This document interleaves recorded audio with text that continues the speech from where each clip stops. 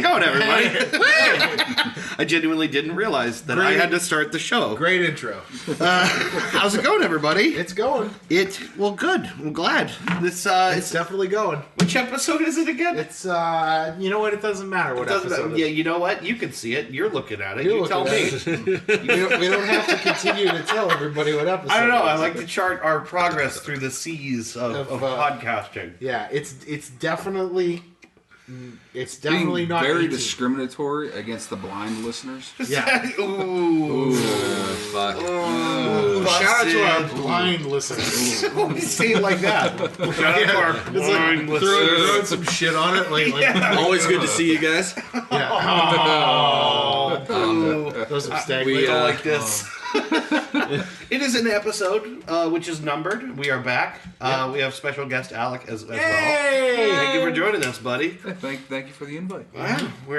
We are continuing somehow to do this, despite all reasons to the contrary. Yeah, this is 4 guests in a row. Yeah, which is great. Actually, we had a really good run of guests, and now actually with you, we've had back on every guest we've ever had straight in a row, except for Christy. So maybe we'll just have to nudge her about the next one, so we can just go for the streak. Well, Alec is like Iron Chef Italian. Like he's just kind of there occasionally. I make various appearances throughout the season. It's usually a good episode. Yeah. Oh yeah.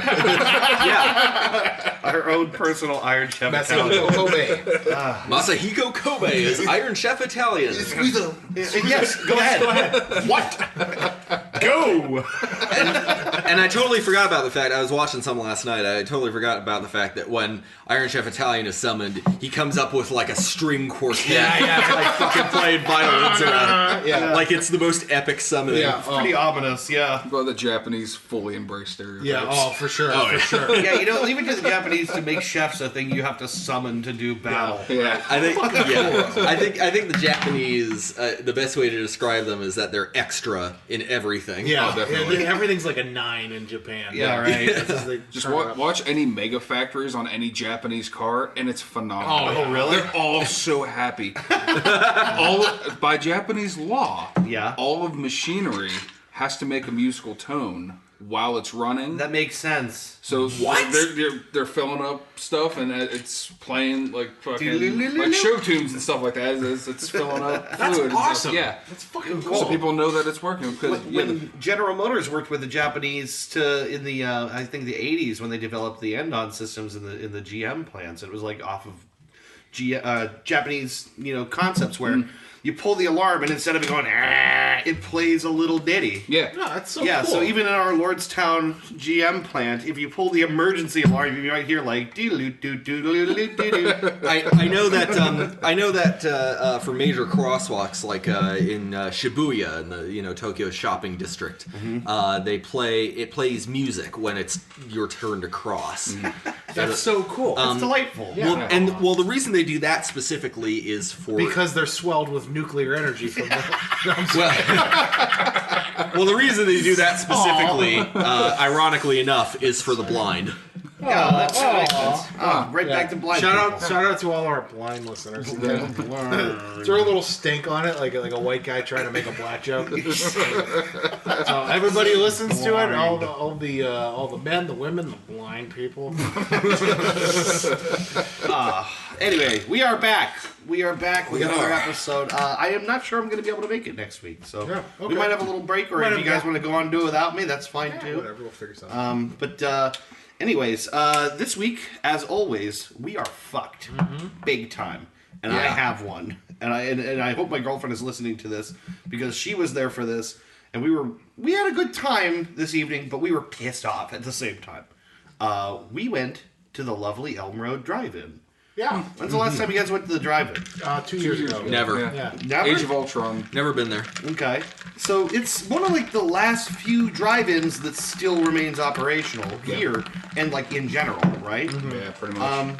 And the thing about the drive-in is while it's a really cool and unique experience and a really great way to see a movie, we found that the entire experience was nickel and diming us at every opportunity. For sure. Yeah, that's why you got to sneak your own shit in. Absolutely. Just like the regular movie. Well, yeah, that's it's much easier though since you have your car. Hey, the crime episode's done. We're past crime now. So the thing is, like they have a way for you to pay us $10 to bring in your own food, which is annoying, but I get it. They got to make money. They're a theater. I want them to make money. I want them to succeed. I get it. But then it comes down to these little things like a soda. If you buy a soda, what are you looking for? my matches. Oh, they're like right here. You can take these. Yeah. There you go. The if you buy a soda, a refill is $1. Where everywhere else, once you've bought a soda, you can just get another soda. Right. It's $1 refill, right? Or things that you're used to at the movies, like $6 or $7 popcorn. Yeah. And that's irritating enough. Well, that's how they make their revenue. The studios take all the ticket revenue. Yeah, I'm sure they take. I don't know. Do they take all of it? I think part of it. They take part of it. Like 95%. It's a big chunk of it. It's a big chunk of it. Almost all of the ticket revenue goes to the But studios. you don't really have the overhead as a regular theater. You don't have to pay people to sweep the aisles. It's a fucking parking lot. Yeah, right. Exactly. In fact, I've seen vomit in this. Nobody's there for that. It's just well-aged vomit. Yeah. From when they were showing Transformers, I bet. Yeah. It's got a good crisp on it. I like this vomit. They have like 2 seniors going around telling Covers people to all put their 9,000 hats and taste buds. tailgates down. Over That's about it. So the thing that really drove me nuts. Driving me nuts. Like a pirate steering wheel around my crotch. The thing that drove me nuts was we wanted to sit outside the car and watch the movie in chairs. Yeah, right? That's what I usually do. And I didn't want to have my car radio on the whole time because I really didn't want to end up the guy who needs jumped at the end of the night. Right. So you're in Niles. You're probably gonna get jumped anyway. So what we did was we had this little handheld radio, and it turned out the thing was a little bit too difficult to use, and so I wanted to go and rent one of their radios, which was whatever. I was irritated I had to rent a radio, but I did. So it's a $3 rental. Sure. But there's a $10 deposit. Okay. But you get your deposit back when you're done, right? Okay. Except I didn't have cash. I had a card. So this apparently threw them for a huge fucking loop because they don't have a process for this because they can't charge me $13 and then give me $10 back. It's only 2017. I mean, Right. Yeah, I know, right? It's like Wedgwood Pizza running a drive-in. What's this plastic thing? So I go down to the radio counter and I say, I'd like to rent a radio. And she says, okay, I need to see your ID. And I show her my ID, and then she says, okay, now go down there and you can pay, and then you come back and get the radio. And I go, wait, you're keeping my ID? And she goes, yeah, we have to keep your ID sort of as like collateral. I'm like, okay, but you're already That's what the $10 keeping a $10 deposit, right? Right. And she says, yeah, I know, it's just the policy. And I'm going, okay, fucking whatever. And I go down to the end of the counter, and then I'm finding out that they can't do it because I have a card and not cash. So she asked the manager, what's the procedure if someone has a card? So then the manager... Swipe the fucking card, you dolt! So you're meaning to tell me that this hasn't come up at all in the 114 years this drive-in has been in existence? Okay, let me just go back and say, this shouldn't even be happening because they have stands everywhere out there with little things that used to pump the sound out. Right, exactly. But now they don't do that for reasons unknown to me. Because it's free. Yeah. Yeah, right, it's like I paid to see and hear the movie. Right. I expected that I would be able to hear the movie, but now I'm renting this radio. The woman tells me the procedure if you have a card is that we'll only charge you the $3, but we got to keep your card as well. So now they're going to keep my ID and my debit card. They're going to keep my ID and my debit card in a box with some flunky walking around it, and I don't get to know what's going on with it for 4 hours. Yeah, that's going to be a big fat no. Yeah, someone getting paid a minimum wage to safeguard pretty much you. Yes! Right, yeah, I don't think so. This is like, oh, I got his credit card. Man, if only I had his ID. Oh, hey, that's convenient. Yeah. But the thing is, if I don't do this, then we can't hear the movie at all. Right. So I'm like, I just have to fucking... Suck it up and I do have to it, just do this. And I tell the woman, this is a confusing policy. Yeah. And she looks at me like this and goes, it really isn't, though. It really isn't, though. She gave you shit? She gave me shit. She gave you shit? Did you give give me it shit. back? I was like, no, I was like, it seems confusing to me. Yeah. And she says, well, you wouldn't believe if you've been doing this as many times as us, how many people just take the radio and leave it. I'm like, but you have my ID already. Yeah. And she says, well, it's a $25 radio. You know, if they take it, it's a $25 loss for us. And I'm like, okay. Cool, so half your whatever. They get paid for it. Yeah, right. I'm at this point, like, I'm beyond this, right? So I just fucking suck it up, and I leave my shit, and I take the radio, and we watch 2 movies. When I go to return the radio at the end of the night, there's 2 other guys there with me. Yeah. This is the icing on the cake for me. She takes, we're knocking for a while. They finally come to the window. The guy gives her the radio. She gives him his stuff back. Another guy gives her the radio. She gives him his stuff back. She grabs my radio, turns it on, turns up the volume, and just checks to make sure I didn't smash it or something. I'm the only guy she checked. Are you kidding me? Yeah, I'm the only guy she checked. What a fucking bitch. What? I said, this bitch checked my radio. What the fuck?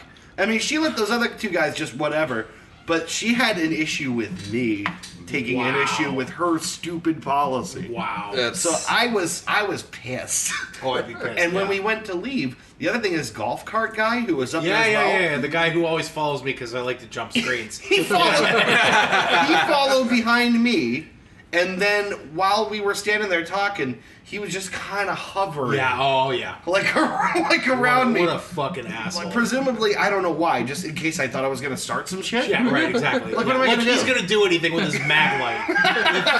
Fuck off, man. I was so infuriated. So we're fucked because the drive-in, while it still remains, is just basically bullshit. Yeah. And you know what? I want him to succeed. Amazing it's still around. I know. I want them to succeed. I love the concept of the drive-in, but they're shitty. You know, it's because we no longer subsist on a culture of trust. Sure. In Sweden, there's a law called Allemansratten. Allemansratten. I just read about this. Allemansratten. What's wrong with your field? My almonds rotten. The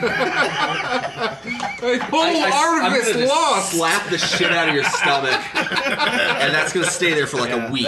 That's deserving of a pink belly. But yeah, Allemansratten is this idea in Swedish law that you can go over private property. You can traverse it. You can camp there, as long as you leave everything the way you found it, and you're not too close to like the home or the business center or whatever. Allemansratten sounds like it means all man's right or every man's right. Right. It's a concept in Scandinavian culture. Like, you can just kind of go where you please, but just leave everything like you left it. Yeah, like the land is the land. Yeah. Right. Yeah, like maybe you can't just own it just because. You know? Like maybe if it's the woods, then everyone owns the woods. Right. Right. It's a great concept. It's built off of this long-standing Scandinavian cultural precept of how everyone can just kind of come and go as they please. Right. I don't have a problem with that. It really is a good idea. It really is built on like a kind of an honor system, a trust system. Yeah. And from everything I understand, it works. Yeah. It works really well. Sure. That's as long as everyone's not a fucking dick, Right. like they are here. It would never work here. No, everyone is just fucking. Because then you'd have kids playing kickball in your backyard, and you'd have to be cool with that. You have to be cool with it, right? Yeah. Yeah, it's my neighbors won't keep their fucking chickens off my yard. Yeah. So that pisses me off. I don't want their fucking kids on my You know what yard. you got to do? You got to get a .22 caliber air rifle. You can't fire a real rifle. My airsoft, but I almost ran one of them over with my fucking mower because it wouldn't move. it sucks because like it feels like here in America we don't have a kind of culture of trust like other places. We really We kind of trashed it though. Like we took what was a trustable culture and we just presented a lot of reasons to ourselves why we shouldn't trust anyone. Exactly. 9/11. This goes back to what we were talking about with. Wait, 9/11? Hold on a minute. No. Post 9/11. Oh, that's okay. when everything. Okay, all right. Tim the Jobs Man Taylor. Change that. I think it goes back a little further than that, though. When did you stop seeing CODs accepted for the like the commercial shit? Yeah, right. That's about the turning point when they no longer accepted CODs. Yeah, that's probably about right.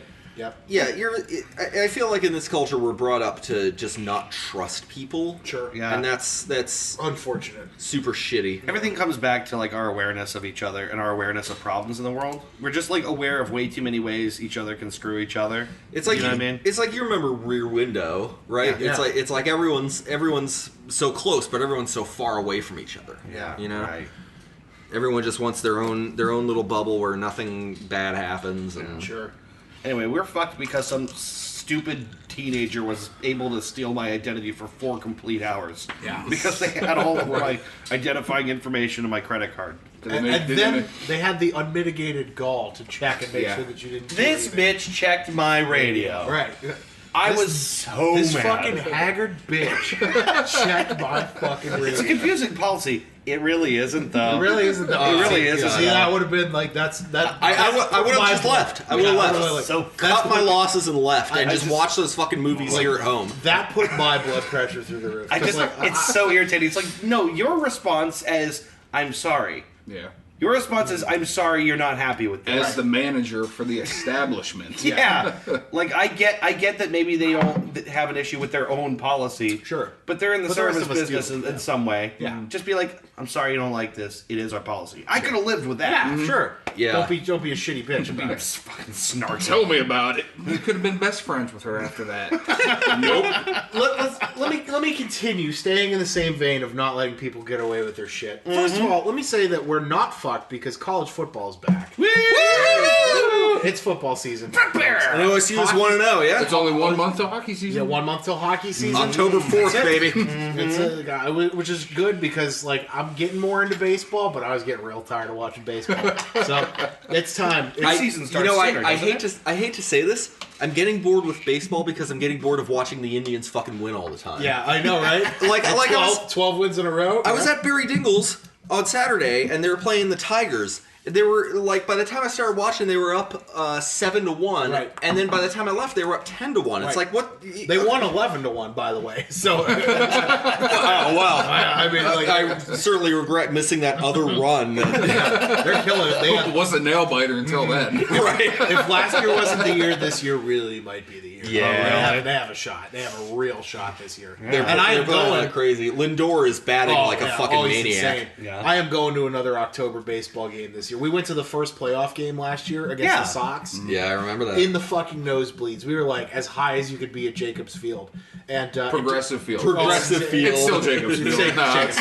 It's always going to be the It's gonna No, be we the were Jacobs. like when people say nosebleeds, I didn't know what they meant until like I was like Oh, tired yeah. walking to the top. But it didn't matter. They didn't It's- even build elevators to go up that like high. I mean it was insane. It's Fuck the it's like handicapped. Yeah. when you hear the term the roar of the crowd, I never knew what that meant until I was there. You could hear them 15 blocks away, the entire ballpark just Oh yeah. it was so fucking cool. It was really insane. cool. And we're going this year because they are going to make the playoffs and I want to be there. Yeah. But yeah, we're not fucked because football is back. Hockey's coming back. Yes. My beloved Buckeyes are 1-0. They play at Browns the are 4-0. Yeah, yes, right. they are. Wait, are you serious? Perfect preseason, I don't man. care if it's preseason. I'm I'm just counting saying, it. the last time that happened in the league, like for a team in the AFC, it was the Detroit Lions, and they lost 16 games that season. Way to get my fucking boner up, man. But the last time the Browns did it was what, 1988? yeah, the cardiac kids. That's way back. Yeah, They made it pretty far. That's what we need. We just need to bring Marty Schottenheimer back as head coach. Screaming at people. Yeah, hell yeah. Let's do that. I really do think I'm glad that they're giving Hugh Jackson a shot here. They didn't fire him after one season. No, you can't. They I know. think they went into it knowing He's that ready. He's Of gonna all take the at least coaches 5 years to get a good team up. Of all the coaches they've had, he's the one who like really seems like, no, I'm going to stay with this and do this. Yeah. Like, he's ready. You know. And I Their think, defensive coordinator, yeah. Oh yeah. it's fucking that's the shit. I think that really shows picking Deshaun Kaiser as starter over a big name like Brock Osweiler. Yeah. Like, Osweiler got traded too. everyone knew, all the fans knew Osweiler was going to be kind of a bust. Leverage. Yeah. Yeah, but you know, I think they're making the right choices here. Well, you know, I still think it's going to be a 5-11 season, but Sure, it's better than 1-15. Sure, it's forward progress. But anyway, that's why we're not fucked. Let me get into why we're fucked. How are we fucked? Continuing with the trend of not letting people get away with their shit, we were at the Canfield Fair Oh, the other no. day. For those of you who don't That know, disgusting shithole of a The Canfield Fair holds the world record for largest collective chicken dance. I was there, and somewhere I still have my pin from that. So that feces slogged hole in a cornfield. just in case you guys want to know what kind of place we come from. In the country. Yeah, it is. The Canfield Fair is the largest county fair in the country. Yeah, I it's don't- very big. Yeah. So it's cool. We always get big arena country stars. Right, too. exactly. Yeah, John Mellencamp. We had Reba one year, right? Yeah, we had Reba. Two Yeah, I people love died Reba. during that show. Yeah, they did. That's true. Yeah, like two people actually had like died. heart Yeah. attacks during the show. Wow. She is good. Yeah. But no, I was at the fair. Like we said, it's the largest county fair in the country. It's very big. It's almost as big as the Ohio State Fair, which is really wild. Yeah. But yeah, we were there. The older I get, the less interested I am in the fair. I do like food. So that's why I'm there. I don't care about the gigantic pumpkins or the animals. You gotta get a lemon shake. Yeah, I gotta get a lemon shake. You gotta get a candy apple. Yep. And you gotta play Mr. Lucky's. Molnar cinnamon rolls. Mr. Oh, Lucky's. my God. Mr. Lucky's Either is starter in and a Molnar cinnamon Oh my roll. god, yeah. What's Oh, Mr. Lucky's? Mr. Lucky's is that game with it's a Mr. Lucky's. Is it the rat? No. What? Is that the No. one where a rat runs in a hole? No. That's Fat Albert's, That's and Fat they're Albert's. only at the IHM festival. All right. Mr. Lucky's it's a wooden board, maybe like 3 by 3 feet square. Oh, yeah, and it's yeah. waxed up, and there's circles all over the board in like a grid. You gotta toss. You pay to get nickels and change, and you toss nickels on the board, and if it lands perfectly in the circle, you win a prize. Yeah. Does that ever happen? Very Yes. rarely. Less frequently than you might think. I have 2 stuffed animals still from Mr. Lucky's. Okay. It Mr. does. Lucky's, throw your nickels on me. It does happen. It's one of those games that's actually perfectly fair. Like, yeah, the board's waxed, and it's clearly waxed. It's very shiny. So you got to get a good arc to the nickel so that it comes down like as straight as possible. It's just luck. It is literally Mr. Lucky's. Yeah. Do you remember on South Park? It's just a shitload of people tossing nickels onto a board. Yeah. It's a lot of fun. Do you remember the South Park equivalent was like you had to throw a ball at Jennifer Love Hewitt's mouth? And the ball was just like, Shenanigans! Oh, I shenanigans. call shenanigans. Oh, boy, I'm going to go home and get my broom. Anyway, you were at the fair. We're at the fair. Sorry. Wow, this is like a really This is weird. long detour. I'm at the fair, and in the tradition of not letting people get away with their shit. So, all right, let me precurse this story by saying this. Precurse it. So let's There's, as we all know, there's really 4 sizes for French fries, right? Or drinks. Just hold on. Stay with me for a minute, all right? Okay. Small, medium, large, and then like super size. Jumbo. The home style, Right? like the Yeah. wedges. Well, I'm talking about like sizes as in serving. In general, sizes. you mean? Oh, serving size. So like, okay. like in Like menu general size. as a convention Yeah. or at the fair specifically? In general, like Yeah, you as go a to whole. McDonald's, they don't have super size anymore. But they small, did. They That did. was- Yeah, yeah. small, medium, large, or Really super big. size or jumbo, right? Yeah, Okay. right. Same with soft drinks. You know what I mean? Like Sure. you get them in certain sizes, right? So okay, let's all pretend that we're working at a place that serves French fries, right? Mm-hmm. Jimmy's Fry Shack. We all know that there's 4 sizes. If I come up to the window and I say, "Let me just get a regular sized order of French fries," what does that mean to you? It's certainly I would not assume small. medium. I would assume like I'm gonna say the container should be about the size of this coffee cup. Correct, right? Like of those 4, what, It's medium? certainly not large. It's not large. It can't be large. It definitely is an extra large, Right. and it shouldn't be small. Right. So that kind of Right. narrows You it down. think in medium, right? Yeah. I'm not crazy, right? Like That's big, where I'm going. a bit bigger than a low ball. glass. Right, exactly. The Like word this- regular implies average. average, correct, right? So I just wanted to set this up. So before I told the story, I knew I wasn't the asshole. No, you're not the asshole already. So I said, "Let me just get a regular order," and she's like, "Well, yeah, what size?" I said, "Just like a regular size order." And like, Oh, I'm sorry. We have venti. We have grande. right, yeah, exactly. Pull that barista They- shit they in will a fucking- fry stand. That's another reason we're fucked, because they make you say that shit at Starbucks and just fucking give me my coffee. I refuse to say anything but large. Right, come I on, this is fucking America, goddammit. Seriously. But no, like, I went up there, I said, well, just a regular order. And she comes, like, leans over through the window and she said, small, medium, large, jumbo. And I said... Like you're simple or something. Yeah, exactly. So Tell me you said regular again. I said medium, regular. Yeah. But I put some shit on it. Like, Yeah, right. Like medium, like regular. You fucking fat twat. You don't have time for this backwoods boondocks shit. No, she gave me shit because I ordered it. Like, now if I go to any McDonald's in the country and I say I just want a regular size order of fries, they're gonna put medium on. They're not gonna ask you again. They're gonna say medium fries. Now I've done this enough. The people who work at McDonald's are usually either teenagers or simple folk. Generally speaking. Well, also, there are some very simple folk teenagers. Yeah, that's true. That's true. Or a combination of the two. Yeah. I'm just gonna let you roll with this premise. But they know, right? Yeah. You know when somebody says, I want a regular order, it's probably going to be medium. What you're trying to say is that it doesn't require a neurosurgeon to figure out what I want. Regular means. Like pre-GED can get this figured out. She gave me shit about ordering my French fries. Small, medium, large, extra large. She leaned in the window and said, small, medium. Listen, I should have just been like, you know what? Never mind. What I want is to go now. Bye. Right. Goodbye. No, Trisha told me when I left the window, she's like, man, I just watched your face get more and more red. It's like she just the rage building. Yeah. I hate that. I hate it. I'm telling you, for that, I would have taken all their vinegar. Yeah. Put some on your fries and put the rest on the ground. Screw the top and just blah, blah, blah, blah, blah, blah, fuck you. Fucking French fry soup. Fill this up with regular vinegar. Yeah, you know what? Actually, I'd also like a milkshake I'm going to throw right back at you. Is that possible? No, but you know what? I'm continuing. I got shitty with her. I normal, me, would have just, in the past, would have probably sulked and ignored that. We're getting older, man. We're getting older, and I am not. I am done. I am becoming the generation that I hate. I am done. I am not letting people get away with this bullshit anymore. Yeah. I understand why baby boomers act the way they do because they're fed up. Because they're fucking fed up. They're fucking tired. And you know what? I'm getting there too. I'm fucking fed up, and I'm tired of letting people get away with their bullshit. It is. It is bullshit. Yeah. That's why I changed jobs, because I couldn't talk to people on the phones anymore. Yeah, no, it's horrible. I started calling people out on their bullshit, and that's not good for keeping a job. Sure is about it. No, yeah, but that's why we're fucked, is the continuing trend of people being shitty for no reason. No joke. Yep. You know, it's really not, though. You know, it's really not. It's really not. Really not, though. Oh, why don't you go fuck yourself?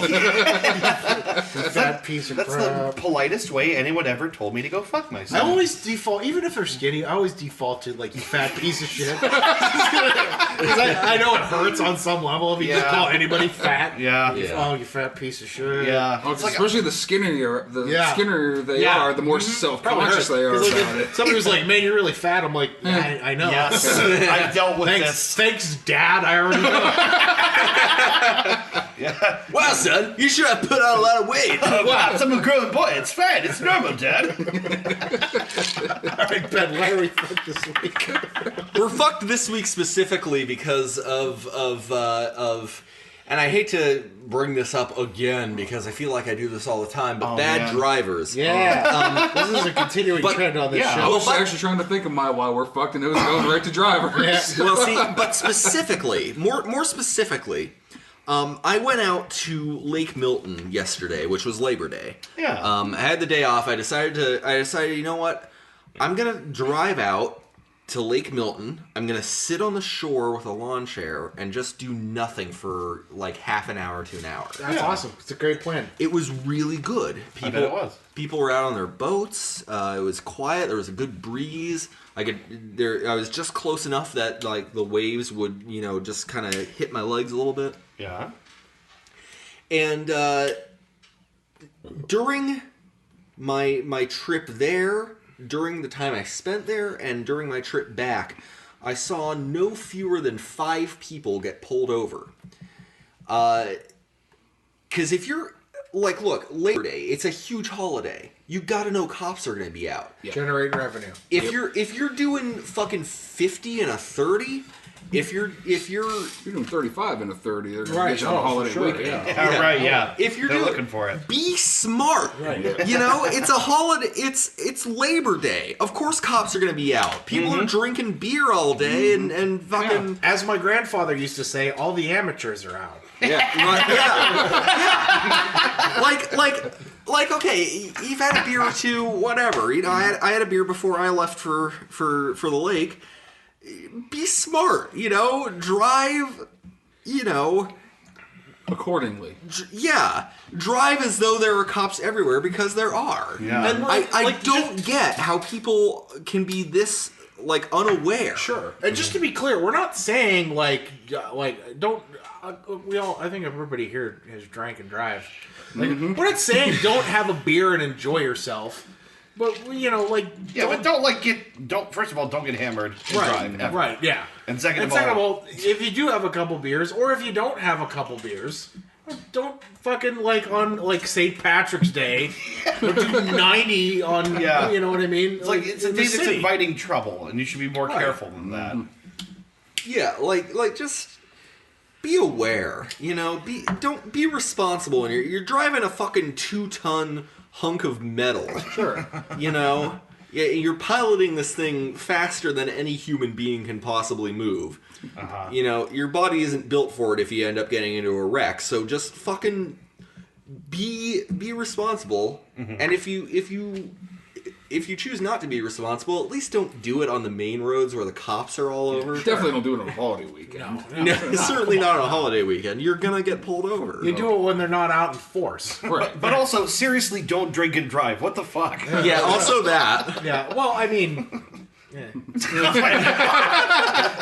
I mean, nobody's going to listen to that advice. They've been saying that for the past 40 years. That's a good point. Why bother saying it anymore? They started when Nancy Reagan was governess of California, and they're not going to stop now. Governess.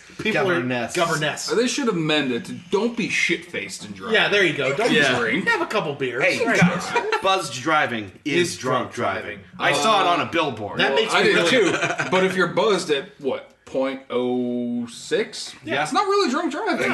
Legally, it's not. Yeah. I got pulled It's over really at not. 0.06. Yeah, all right. Guess who walked in the house after that with no ticket or anything? Although he did call me out, I was like, well, that's more than one beer an hour ago. I'm like, Whatever.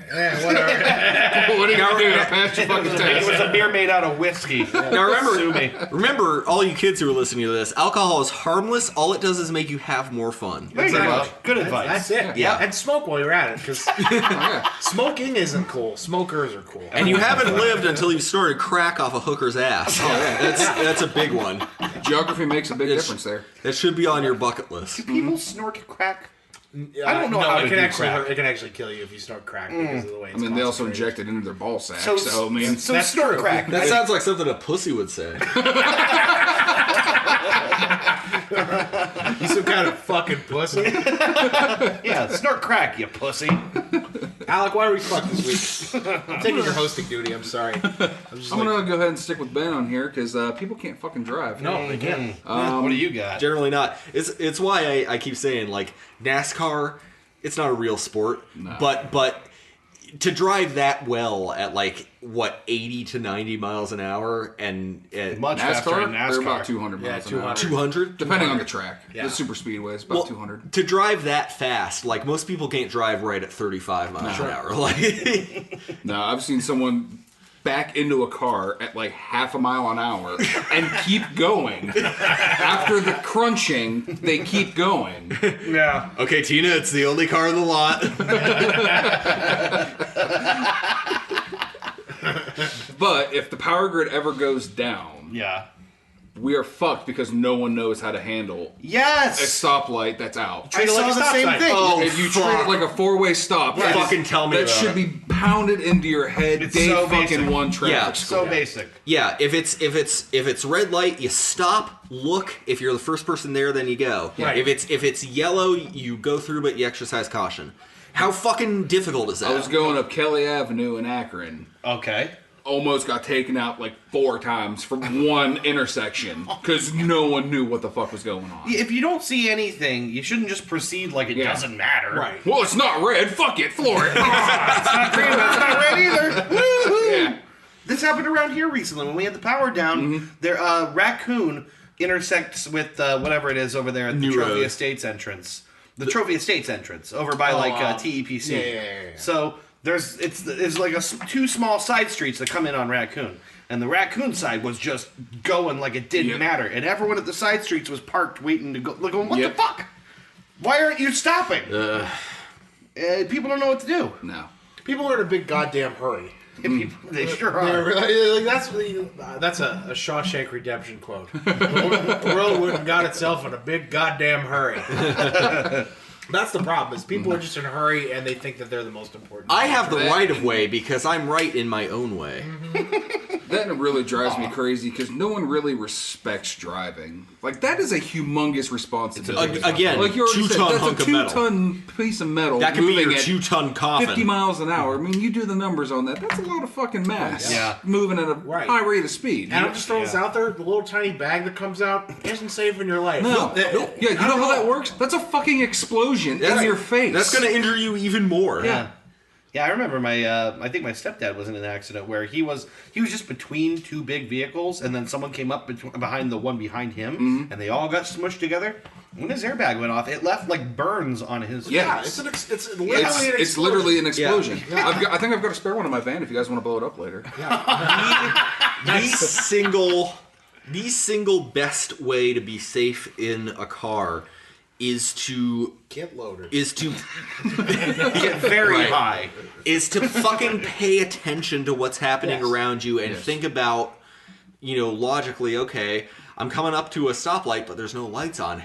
What do I do? Yeah, right. Like, just look for a bit. Just scope it out. You don't have to just go right now. Treat it as though at any second that fucking car could become your tomb. Yep. Because it can. It fucking can. The new cars are not doing anyone any favors. All the new driver assists. It'll pull the car back into its own lane. What about when that fucking stops working? Right, exactly. People are just, I don't know what to do. I'm swerving lanes. It won't drive itself. How about don't fall asleep at the fucking wheel? Right, there you go. Fucking pull over. Right. I can't wait for the day when everyone who is driving was raised and born when they had cars that steer themselves, and then they start going down, and people just, I don't know, they're eating like bonbons and not paying attention. Right. Google finally wakes up and crashes all the self-driving cars over here. Skynet arises. Yeah.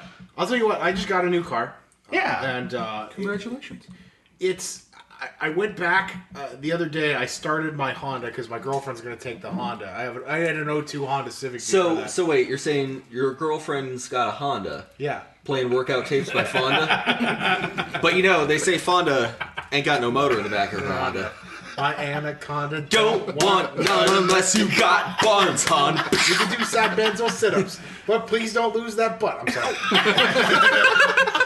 No, but like I got endorsement from 3 dudes. There you go. We also enjoy big butts. I got back into that car and I drove it last night just to start it and get it. Well, before she gets her insurance and we get the title transfer and everything. Control, there's nothing. It is super responsive and you got to know what you're doing.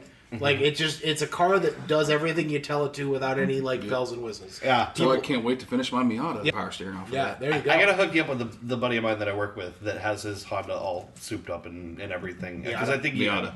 Or what did I say? Honda. You said Honda. Oh, well, I don't know why I said it. We're thinking of big butts. Yeah. All right. No. Yeah, but I gotta hook you up with the buddy of mine that has his Miata souped up. Because I don't know, you guys would probably enjoy talking about it. Maybe you can buy some shit off me. I'm sure they sell some shit off me. There you go. He probably will. Cool. So anyway, I guess we should take a break. It's about that time. So let's have a break here, and when we come back, we'll come back with a little thing we call Schmerbin and Dubin. Hey everybody, Guy Fieri here for another episode of Shoving Stuff Into My Face.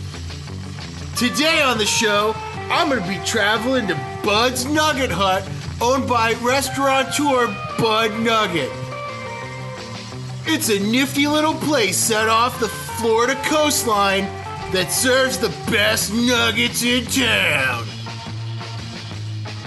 If you love watching me shove an entire meat pie into my face, you're gonna love watching my wife serve me divorce papers. Welcome to Alimonyville.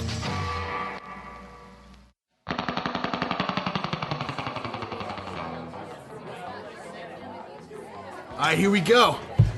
Is this Bud? Hey! What are you guys doing here? We're here for the show, man. You're here for the show today? We're here for the show. I thought for sure you guys were coming on Thursday.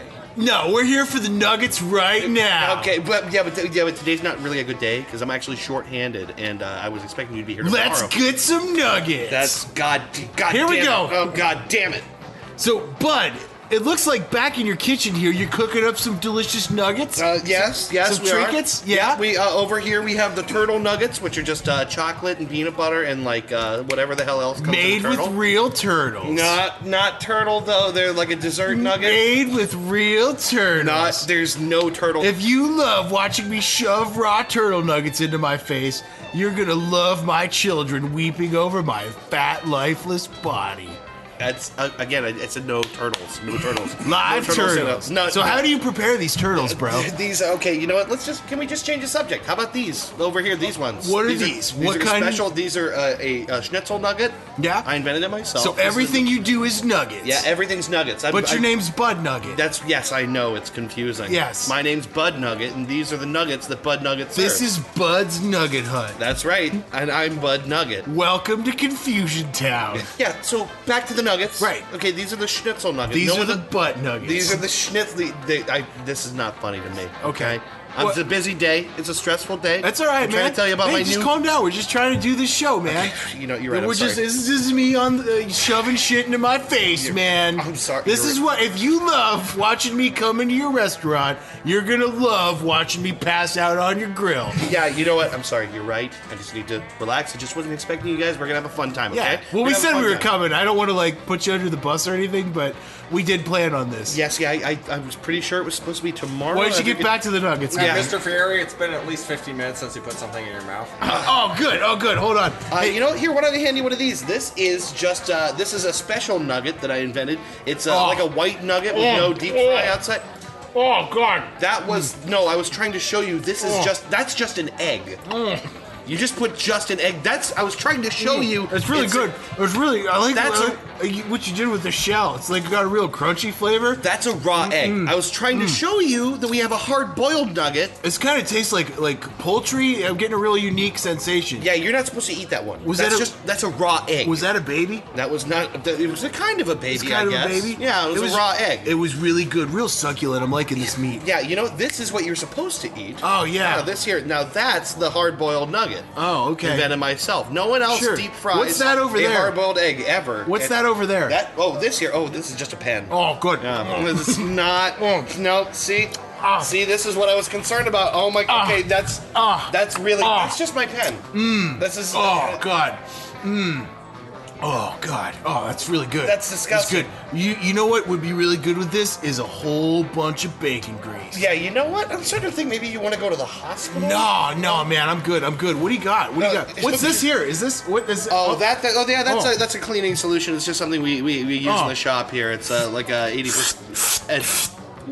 Man, that's really good. That's I'm horrifying. getting like a lot of like succulent. Like, That's horrifying. Oh, it's really good. You know what? Are you sure that you're? Can I see man. your license? If you love watching me eat all your cleaning products, you're gonna love it when I don't show you a filming permit for this show. Yeah, you know what? Why don't we just find our way out to a table? I got another treat for you here. Yeah, sure. Okay. So this is a milkshake, right? This is something that we made here. Yeah. It's a strawberry and custard milkshake.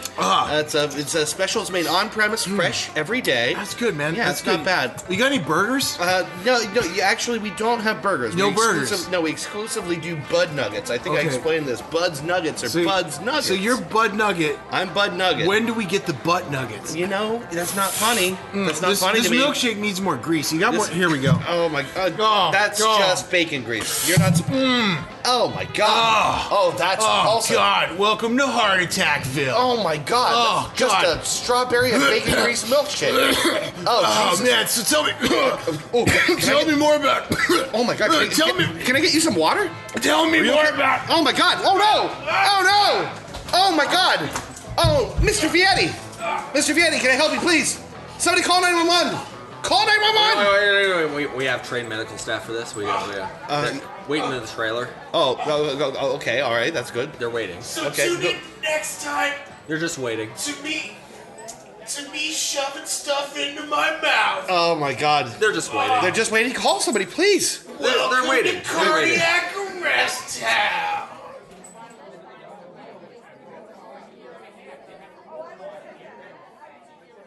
Hey, everybody, and we're back.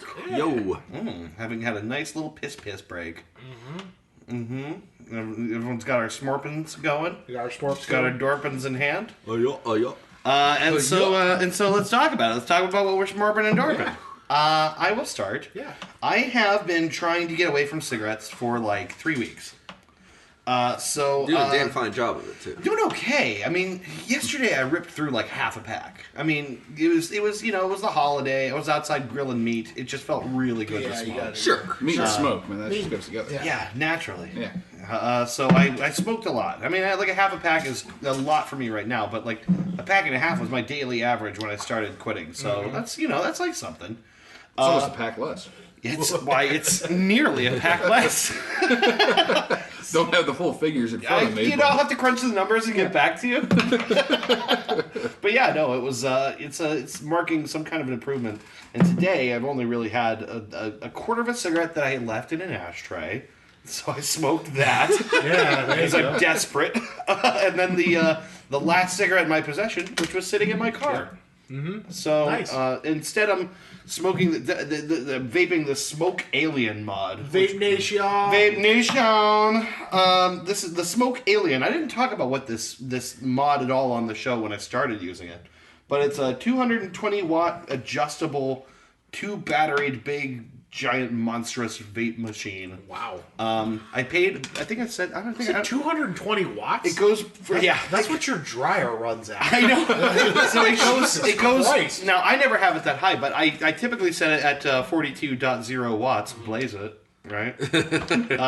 Or 69 watts if I'm feeling spicy. Heyo. Right now I have it set to 42.0, but yeah, it's an adjustable wattage, so it can go all the way clean up to. And at 220 watts, it's like it hurts. It's so hot. It's like putting like your hot mouth coals in your over. Yeah, sort of.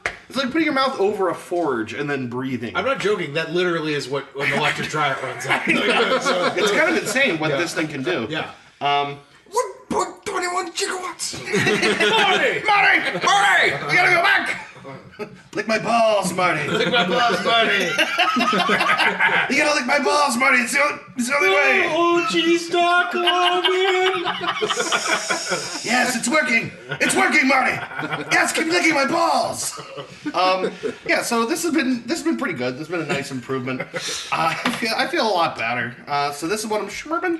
I hope it's not too loud on the mic. I'm just gonna see how this goes today. Come on, this is a show where we fart and burp. Yeah, that's true. It's like that's true. Every 3 or 4 seconds is punctuated with some kind of expulsion of farts or burps. So yeah, we'll go. Yeah, it's probably fine. And I'm drinking Rolling Rock, which was brought from the glass line tanks of Old Latrobe. They tendered This premium beer as a tribute to my good taste. 33. 33. Don't get tired of saying that. So that's what I'm smoking, Orban. Yeah. Moving on to you. What you got there, buddy? I'm smoking an old favorite. I'm smoking a Jose Padron Series 3000 because nobody carries the 7000s anywhere. Yeah, right. It's my favorite, but nobody's got them. So I'm smoking the 3s because they're everywhere. Yeah. Yeah. It's a nice smelling. It's a good nice go-to. smelling smart. It was like for $6 a stick. It's pretty good. I like it. It's a good one to fall back on. And I'm drinking Dorpin. I'm drinking Michelob Ultra. Yeah. The Ultra Michelob. Now, what makes Michelob Ultra so ultra anyway? Well, Is it only like 20 some carbs? yeah, something like that. Something like that. Very, very light on carbs. Wow, that's not a lot of carbs. That's not very many carbs at all. Actually, I really like the Michelob Ultra Amber Ale. This was something my dad got me. I like on the cactus, the lime cactus. Oh, the cactus one is really Very good. That's super limey. Yeah. Why, hold on just a minute. This is 26 carbs at 95 calories and only 4.2% ABV? Or at 4.2% ABV? Yeah, it's super light. It's take a sip. It's a real It's not light just beer. super light, it's superior light. Yeah. It helps fit his active lifestyle. It's good. It's a really good light Wow. beer. Yeah. It's like I'm getting drunk, but I could also run a marathon. Yes. No, it's a super light beer. It's really good. I like the amber ale, but you can't find that as many places. That's a good beer. I like it. I like that. Mickey. Little Mickey. Little Mickey. What do you got there, Benjamin? I'm drinking same thing I was drinking last week, actually. Ezra Brooks. He's on his last leg. Ezra is almost completely drained of life force. Oh, Ezra, I'm trying do me. to make him last. Ezra, you're so beautiful. Love me. Mixed with Dr. Pop is an industry shill who will say anything for money. And he's got a magic bean you can buy if you're interested. got his degree from a diploma mill.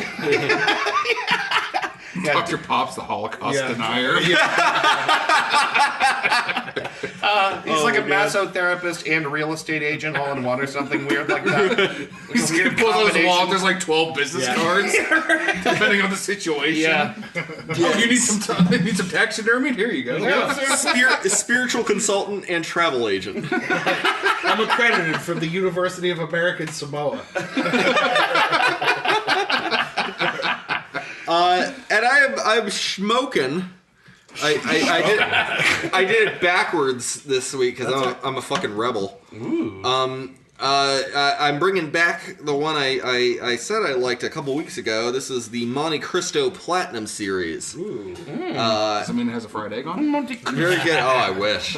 God, Monte Cristo sandwiches are like the fucking best. The Platinum Series. Super good. Oh my god, they're so good. Fascinating. Yeah, I had this once before. It's I believe I characterized it as being a very smooth cigar, not too much peppery substance to it. And it's got a fleur-de-lis on it, so you know it's good. Yeah, it goes down. I'm not drinking the fucking thing. It goes. Shoving it in. It goes by your palate really smooth, and it is just generally pleasant. It doesn't produce a whole lot of smoke, but I'm okay with that. Yeah, it's like a nice. It's a relaxing smoke.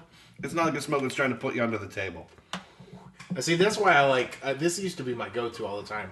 Is this has a lot of smoke? Yeah, it's a real smoky cigar. There is something satisfying about just big, like puffing. Just blowing it in a poor person's face.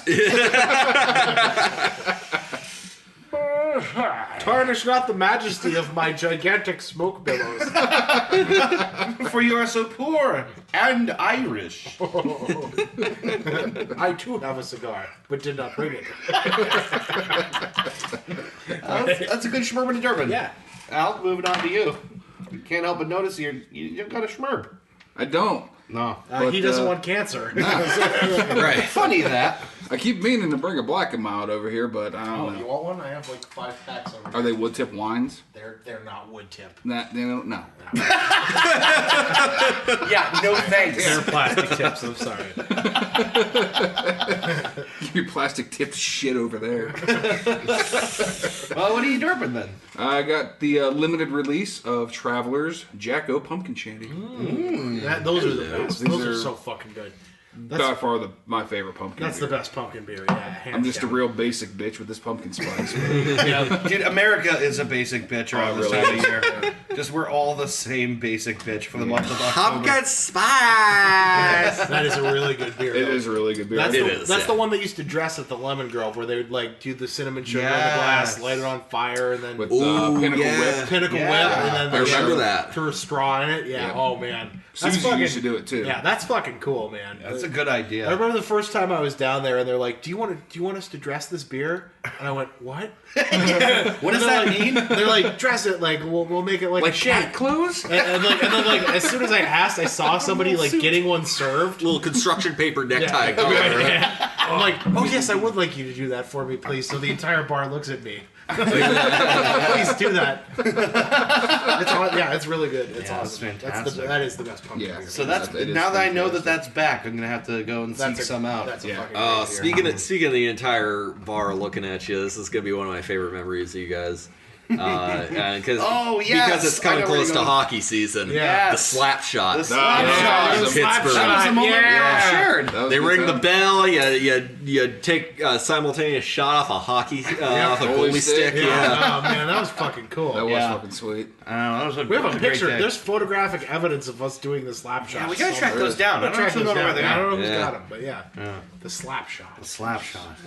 Good times. All right, well, let's move on to the main segment here.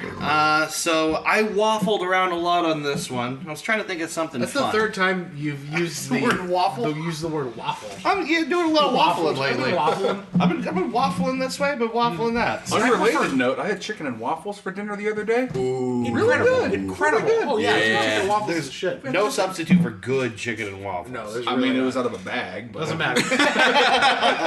Doesn't matter. In fairness, so with waffles. Doesn't matter. You gotta go. You get like fresh chicken and waffles where they beer batter the chicken and they put like fresh chives over top of it with maple syrup. Oh my god! Heavens. Oh god! I just came. I once had chicken and waffles done the weirdest way, which is that they took a waffle and they put chicken wings on top. Just plain old chicken wings. Bone in. Ooh, no. And that was weird. What? But and then to make things weirder, I did it what I was told was the traditional way, which is you also are supposed to add hot sauce to your syrup. Okay. And it was all right. It was Well, not I mean, the best. I put hot sauce on chicken, Yeah. but like in a chicken and waffle scenario, I would just stay with the syrup. Like, I'm told that the traditional way is like Frank's Red Hot and maple syrup. so you could do one of those, Yeah. but not the other. I tried it. That was my favorite part about it, to be honest. You lost me at bone-in chicken. That was the part that threw me. Yeah, how are you supposed to fucking... Yeah. Yeah, what ended up happening is I was just eating the wings and then the waffle. No, It's that's just not chicken right. wings on a plate. Yeah. It looked like a waffle at that With point. a waffle as a side dish. It was a That's true not right. outrage, I have to say. It was a true outrage. You got to get boneless chicken, like real heavy deep fried or beer battered and hot. Syrup. Yeah. I was about to say, like, we're probably the only country that does shit like this, but I just realized I was teaching my clients about Germany this week. And like, you think of German food, you think like, sausage and schnitzel and pretzels and beer. And I'm like, oh, there's probably something more exotic and distinct than that. No, it's literally just meat and beer. Yeah. Oh yeah. They have like That's literally all they eat. cold, I can't blame them. bratwurst for breakfast. You ever had Yeah. drambuie? Oh my god. Oh. So anyway, for today's topic, I was trying to think about something fun. I don't know, just something. I was thinking like, what's something fun for us to talk about? Just something silly, and I was realizing we never really talked that much about pranks. I don't know if you guys have any good prank stories. I have a couple of pranks I pulled on people, or times you were pranked. Right. But I thought that might make a fun discussion. Sure. Just like times you pranked someone or got pranked or otherwise just fooled or maybe completely surprised. But yeah, just surprise being the main element. Sure. Ooh, I gotta think about that. I'm terrible at pranks. I'm notoriously bad at pranks. I will give you a minute to think while I tell you one that was an old one from the Marks days that always makes me smile when I think about it. Because there's a guy that, and you probably remember, I don't want to say people's names on the thing, but there's a guy I worked with that we just used to have fun just messing with him. When you said the Marks days, I was thinking like Groucho Marx and like something they did back in Karl Marx. Karl Marx. Yeah, all the wacky ways that the People's Communist Party got started or whatever it was. Hey, I bet you thought you were gonna fight in World War I. Pranked! There's a revolution going on. You gotta get back. So there was a guy that we used to mess with around there just for fun. It wasn't anything mean-spirited, but just his reactions were the best, so we kept messing with him. And I remember one time I managed to get into his locker while he was out on the store floor. And so Marx had those, on either side of the door, they had those scanning machines. Yeah. So that if somebody went by with a magnetized item, it would beep, and then presumably they would not steal it, I guess was the idea. So I had one of those stickers, and I managed to get his key fob apart for his car. And I popped a little magnetized sticker inside it and put it back on. That's so good. And that made for days of entertainment because every single time he came in or went out, the thing went off, and he got to the point where he's going, "Well, I got to like take his stuff out and set it outside." And go through it. Eventually, he figured it out. So that prank kind of really funny. The other time we pranked him, that just made me laugh. It was a stupid, like very quick, meaningless prank. But he was working in the dairy cooler one day, and so when he was away, we went and grabbed. They have milk in cartons. Like the plastic cartons, 4 gallons to a carton. And we just pulled an entire wall of milk right up to the inside of the door. Yeah. So that when he opened it next, there was just a wall right there. So they couldn't go in. And we just had so much fun doing things like that around there. I feel like that place was ripe for pranks. It was super right for pranks. It was the same place where they had a mannequin. And one day when no one was looking, I just put his hand down the front of his pants and walked away. This is mannequin with his hand in his pants like that. I used to have so much fun at that job. I know. So much Yeah, retail jobs are great for that. I can't remember anything that I've done specifically. I remember one of the most like this. I still can't figure out how they did this within the time frame. But when I was working at the library, we had an elevator that went up to that was specifically meant to go up to the floors with stacks in them. So it was a 2-entrance elevator. One for the staff area and then one for the floors you could get off on. Get the truck off, reshelve books. And I was up reshelving books one day. I couldn't have been out of this elevator more than 5 or 10 minutes. Okay.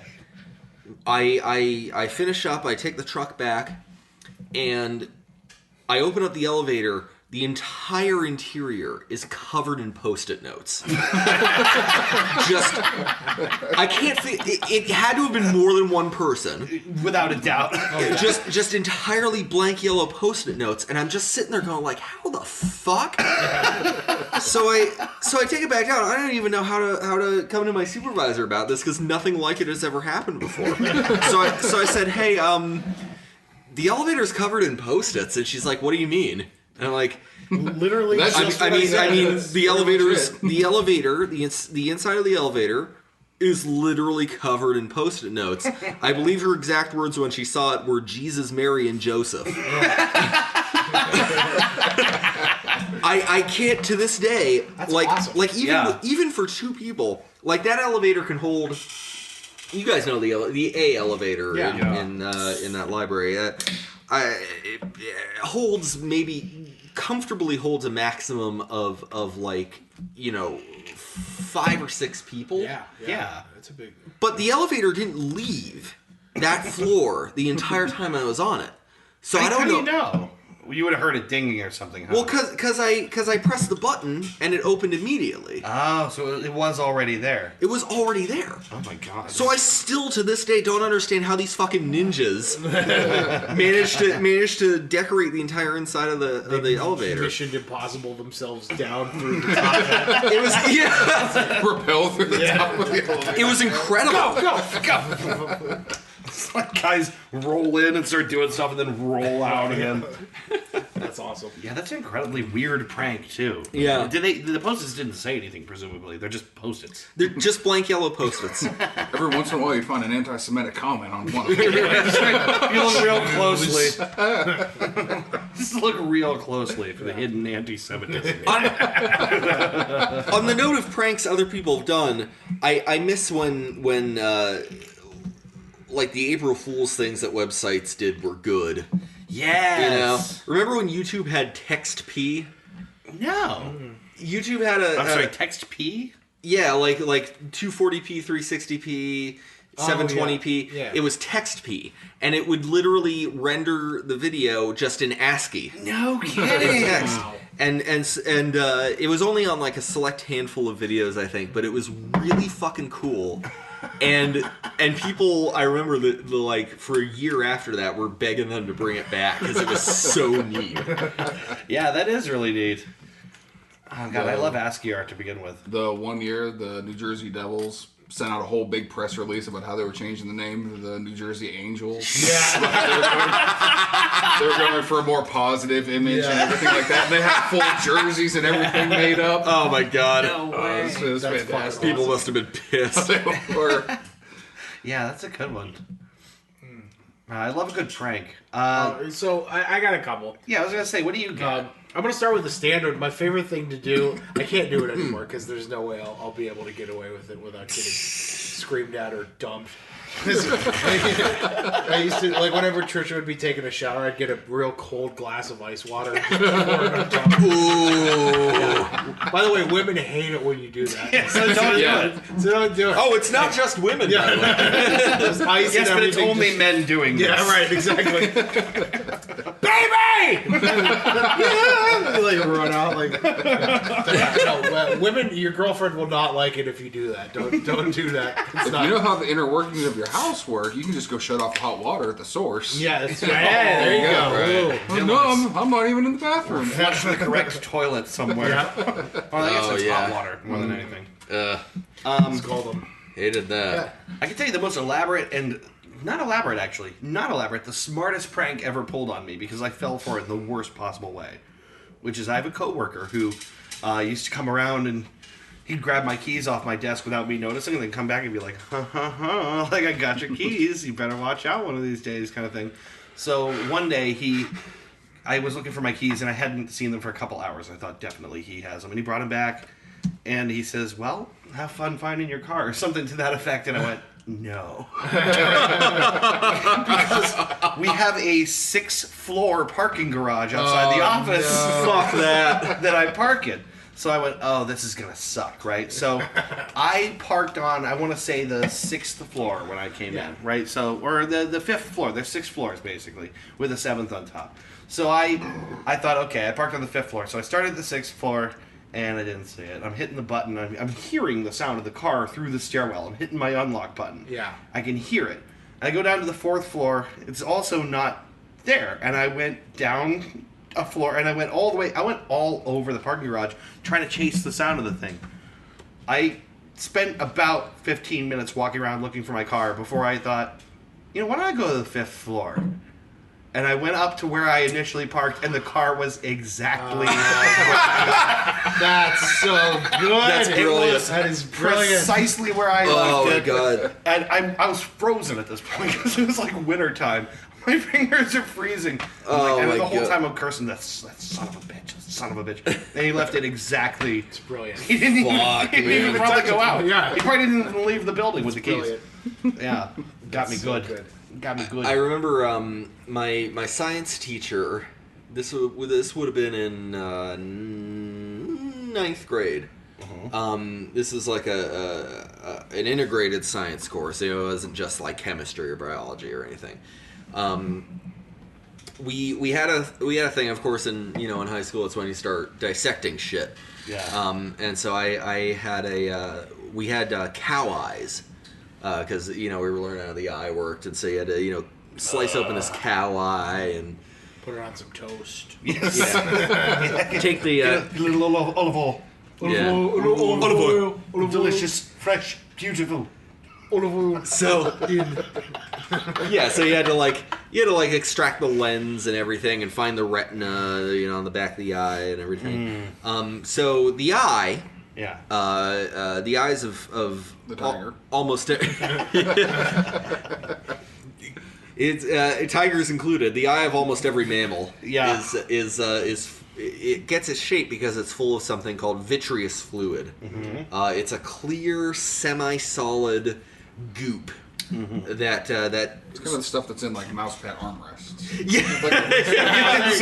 Those squishy Yeah. stuff Yeah, you just those play squishy- with. Yeah, Word. it's mostly transparent. It's just like a little cloudy, a little opaque, and it's just in your eye. It gives it its shape. Yeah. It's this fluid, this vitreous humor. Okay. The humors. So he comes up to our. I'm with a guy and 2 girls, and we're working on this eye. And he comes up and he's like, hey, have you gotten the vitreous humor out yet? And we're like, yeah, it's right there. And he's like, Okay, good. I'm just gonna take this, and he reaches in and grabs like a few fingerfuls of vitreous fluid, and he's like, "Thanks," and he just walks away, and we're like, all right, we're like, what the fuck is gonna happen? So like we're all kind of we're doing our thing, but we're kind of watching him too. We're kind of watching him at the same time to see what the fuck he's doing. He's got his hands behind his back, and he goes up to a table of all girls. And he just pretends to sneeze and flings this shit all over their table. Oh my god! And for the next several seconds, all we hear is just shrieks and like disgusted. Just this is the teacher that does this. This is the teacher. Awesome. And apparently, I only found out later, he does this every year. He always finds a table full of girls and just chucks this vitreous humor all over. What an asshole. That's fucking awesome. One of the funniest things I've ever seen in school. Definitely has tenure. Oh my god, that's ridiculous. I'm pretty sure flinging animal fluids on people and on their property is probably not something you're supposed to do. Yeah, fuck it. Well, it's just on the table, you know. The reason they make those chemistry, you know, they all have the black tops and everything. That's an unreactive substance. It doesn't react with any chemical or anything. It's sterile. It's, you know, all that good stuff. Oh my god! So it's one of those things that's great. It's perfectly harmless, and you can only do it to a table full of 16-year-old high school girls. You know? Oh my god! That's hilarious and disgusting. Oh man! I have a Mark's one. Okay. This guy that we again, my brain parses this as MARX. Like, communism was really the ultimate prank. So the proletariat that we, this guy wasn't there when you were there. It was a guy they hired in as a security guard, and he was almost certainly a serial killer. This guy was just. I mean, the weirdest, creepiest, like, give you fucking chills kind of guy. Mm-hmm. He was this real dumpy, short guy, and he's out like. Wait a minute! I feel like I could know this. You might know this guy. Yeah, so he's just this dumpy guy, and he would do shit like he was like Mr. fucking Barney Fife, right? So he'd stop everybody, like 90-year-old women, checking their receipts to see if they stole something. Was he kind of a piglet? Kind of, yeah. Okay. Real pink-faced, bald, like little short black hairs on top of his I seem head. to remember this piglet guy. Real Irish nose. Yeah, like just a real, and he was just... So, like, I'll give you an example of how creepy this guy was. It was one of those guys, like, you don't want to be caught alone with him because he's going to talk to you. But, you want to make friends with those people. Let me just throw this out there. You want to make friends with those people. You don't want to be on that list. Because when he shows up with an M80... Yeah. You know what I mean? Not an M80. When he shows up... When he shows up with a wire grip. Gotta get you.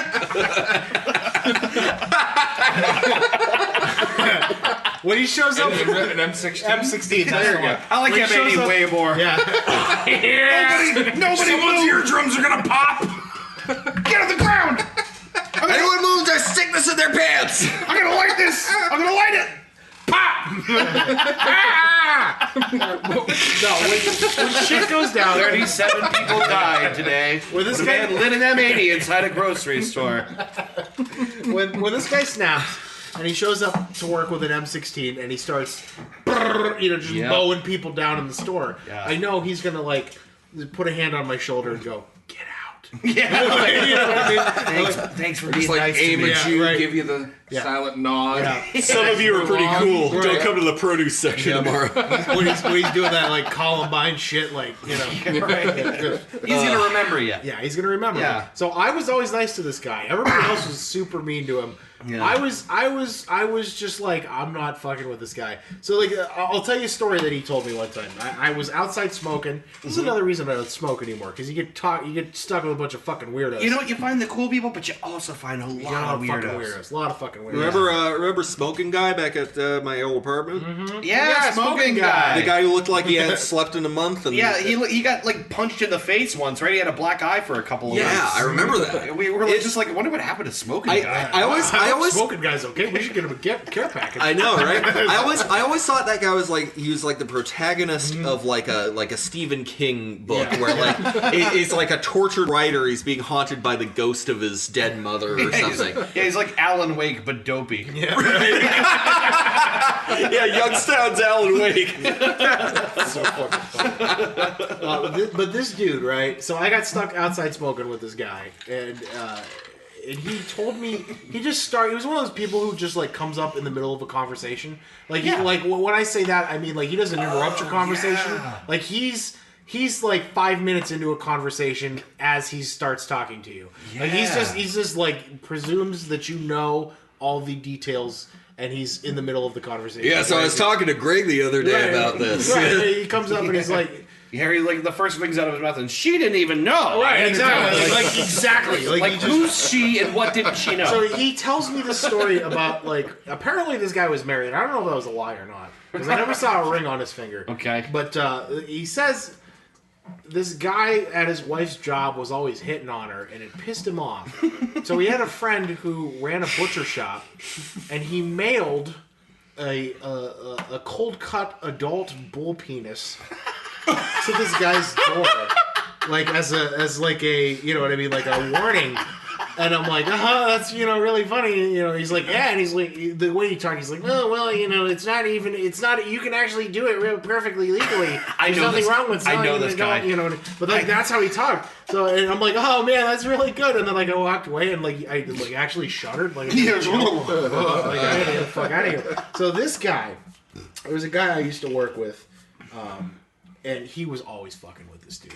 Like taking his keys and like fucking hiding them. This guy had a stool that he used to bring with him to work every day so he could sit down. You know the guy I'm talking about? I totally know what you're talking about, man. I know this guy. I'll say the guy's name was Kyle that I used to work with. Not the weird security guard, but the guy's name was Kyle, who was always fucking with him. Yeah. Super cool dude. But he would just screw with this dude all the time. And one of the things he used to love to do is hide this guy's stool. Mm-hmm. And I mean, like not his stool, his stool, not his stool. Where's my feces bag? I can't find my feces bag. Yeah, someone stole my feces bag. Colostomy bag's gone. Just shit spilling out the side of his abdomen. Not again. No, not my feces. Oh no, I made dookie. But he was like, I made dookie. But he was always hiding this dude's chair, and like one time he hid it outside around back of the building by the dumpsters. Like other times he would like put it on the shelves in the closeout section like it was for sale.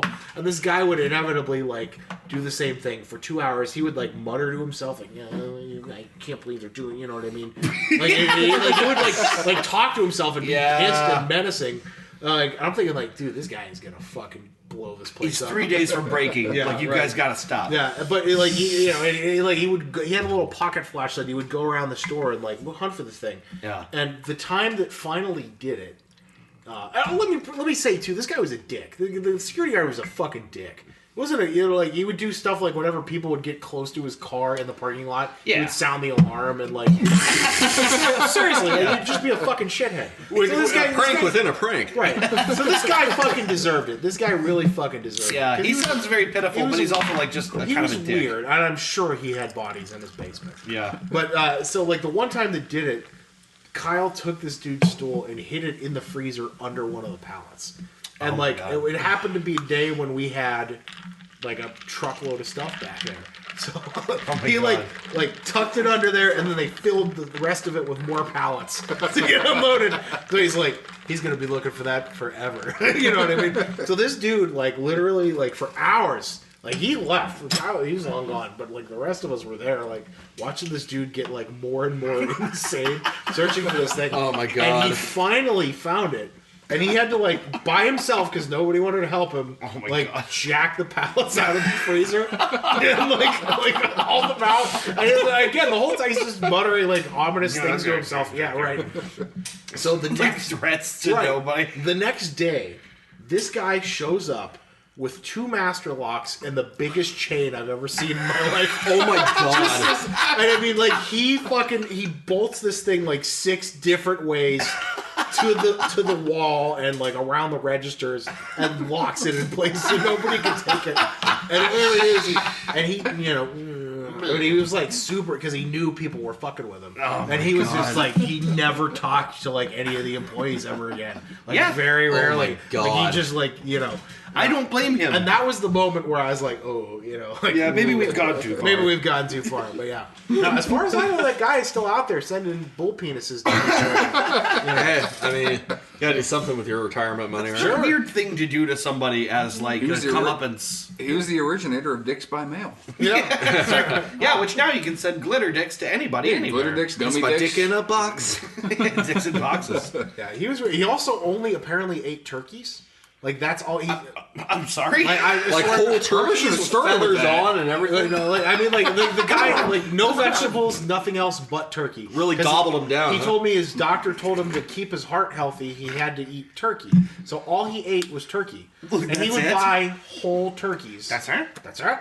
That's right. That's right. But he would buy whole turkeys. And just eat them, like, And he always said stuff like, "Oh, my wife's gonna be cooking these up," Yeah, it's and I'm thinking, like, no, you don't have a wife. You do not have a wife. And if you did have a wife, she's not with us anymore.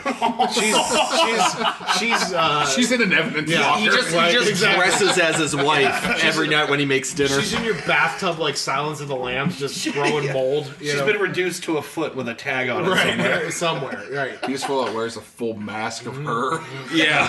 As he's cooking. Eating bacon turkey. Dinner's ready. Thank you, honey.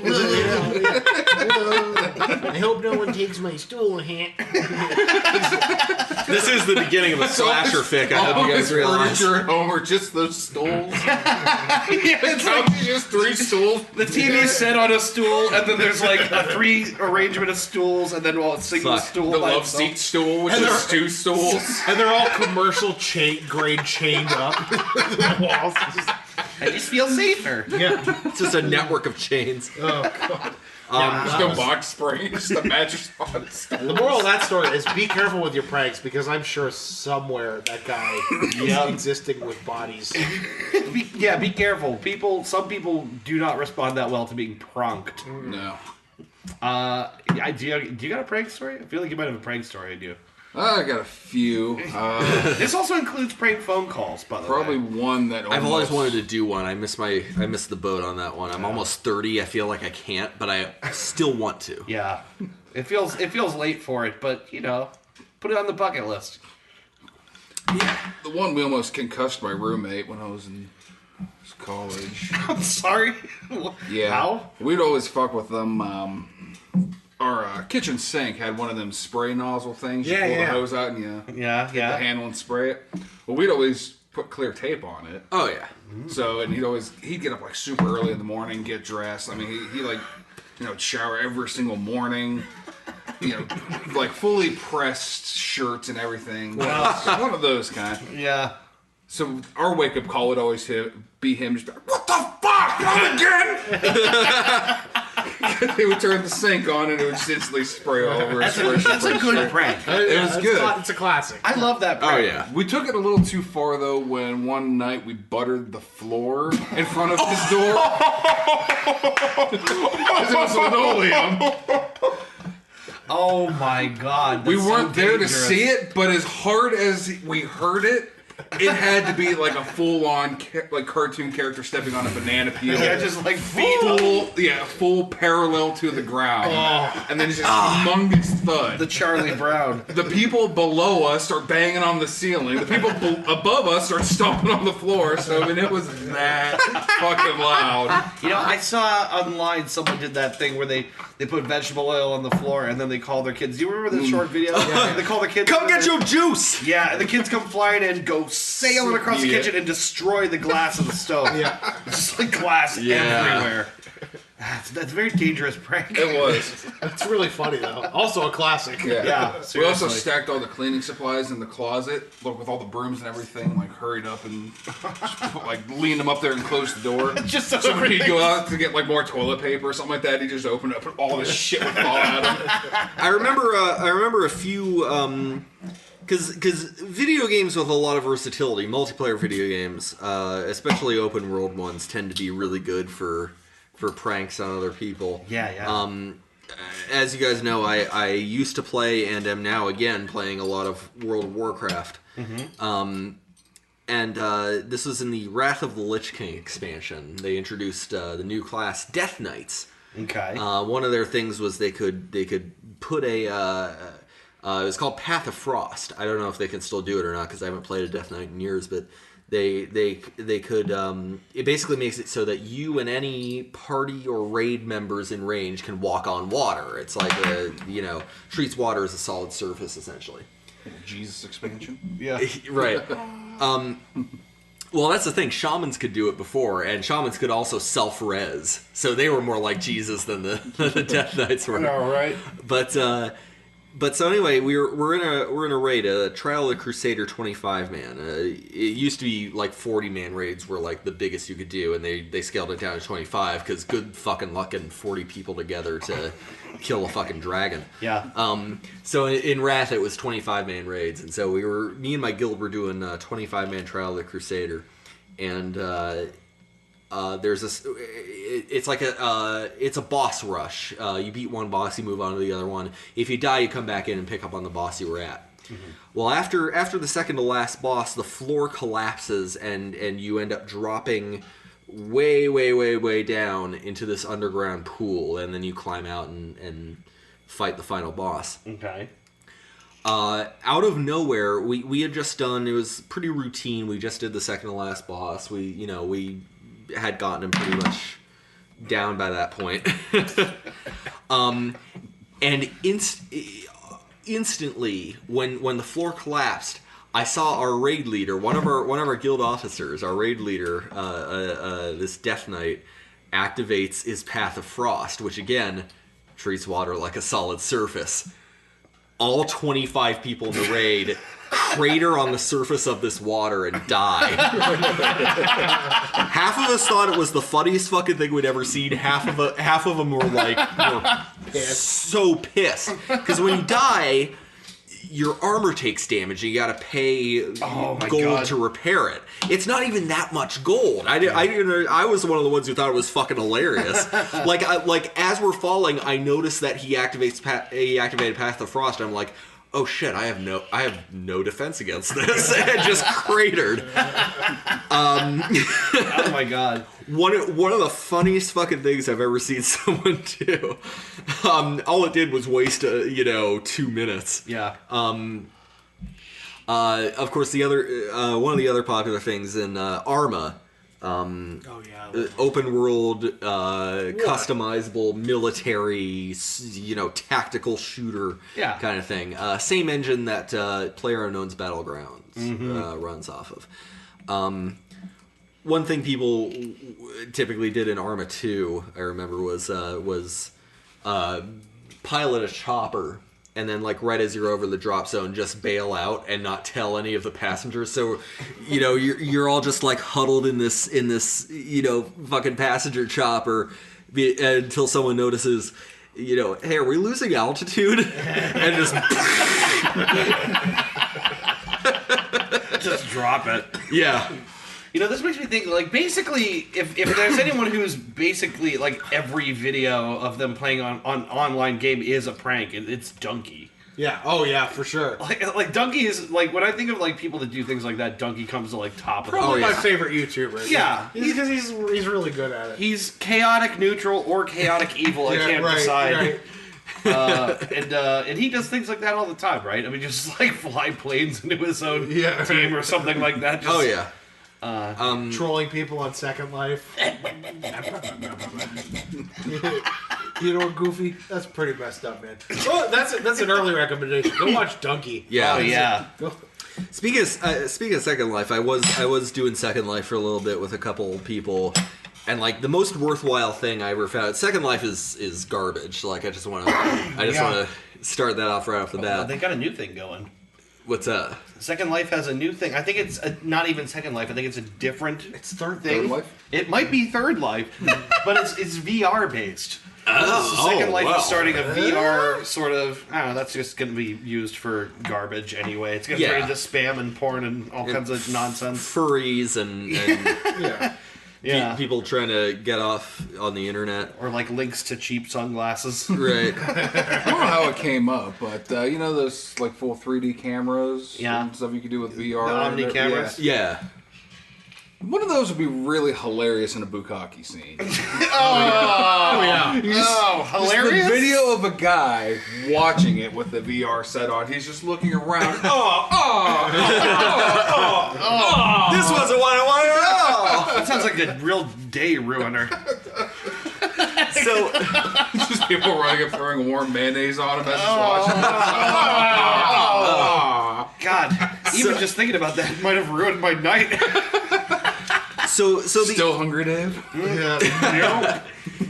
the only worthwhile thing I ever found to do in Second Life was someone made a giant life-size replica of the Satellite of Love from MST. Yeah. In there, they would hold weekly screenings. It was every Saturday night they would hold a screening of an MST movie. Yeah. And during the off time, you could come in and just play a movie, and people that showed up, you'd sit in the chair and the camera would automatically like snap to the back of the theater, so the screen would be dead center. Nice. And people would just sit there and riff on the movie along with Mike and the bots. And That's awesome. That's like the only cool thing I've ever heard out of Second Life. It was the one genuinely awesome thing I ever found in Second Life. Yeah. Towards the end of like when me and these other folks were getting bored of it, we decided. One of us, I can't remember how this happened. One of us found a briefcase nuke. What? A snook? So like A snook. So like literally a nuclear weapon that you could detonate and everything. Now, most landowners in Second Life set their shit to be like, you can't manipulate it, you can't edit it. Yeah. So we had to like dig a little bit to find a parcel that you could manipulate and edit. In other words, something that would be affected by a nuclear bomb. Yeah. Imagine a shopping plaza, a nice outdoor shopping plaza, but all they sell is anime gear. Anime hairstyles, anime clothes. Okay. So you can virtually cosplay as your favorite Naruto or whatever.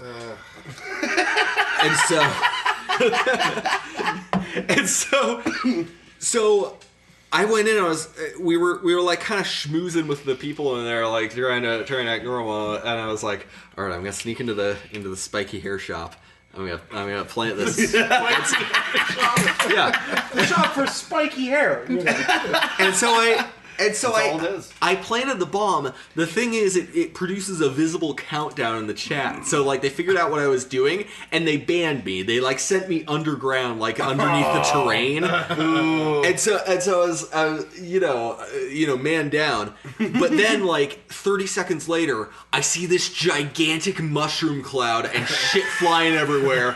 And one of my friends on Skype is like, "I got it! I armed the bomb!" So we blew up this anime shopping plaza with a nuke.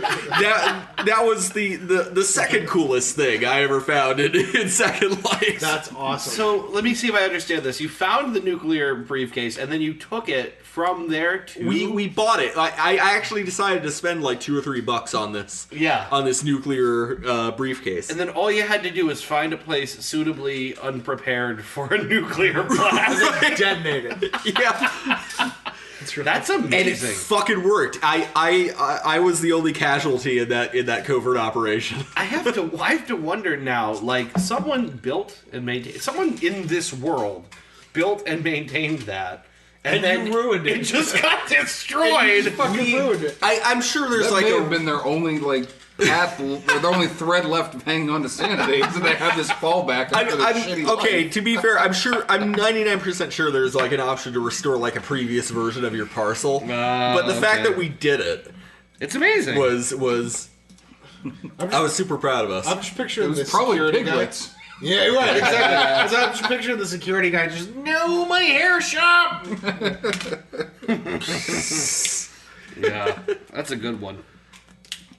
I don't know. We got any more pranks in us? In high school, we used to drive around on garbage night and find furniture, couches, Yeah. different Oh, yeah. kind of stuff, and go to friends' houses and set up full This, bathrooms. I think we might have talked about living this rooms and stuff.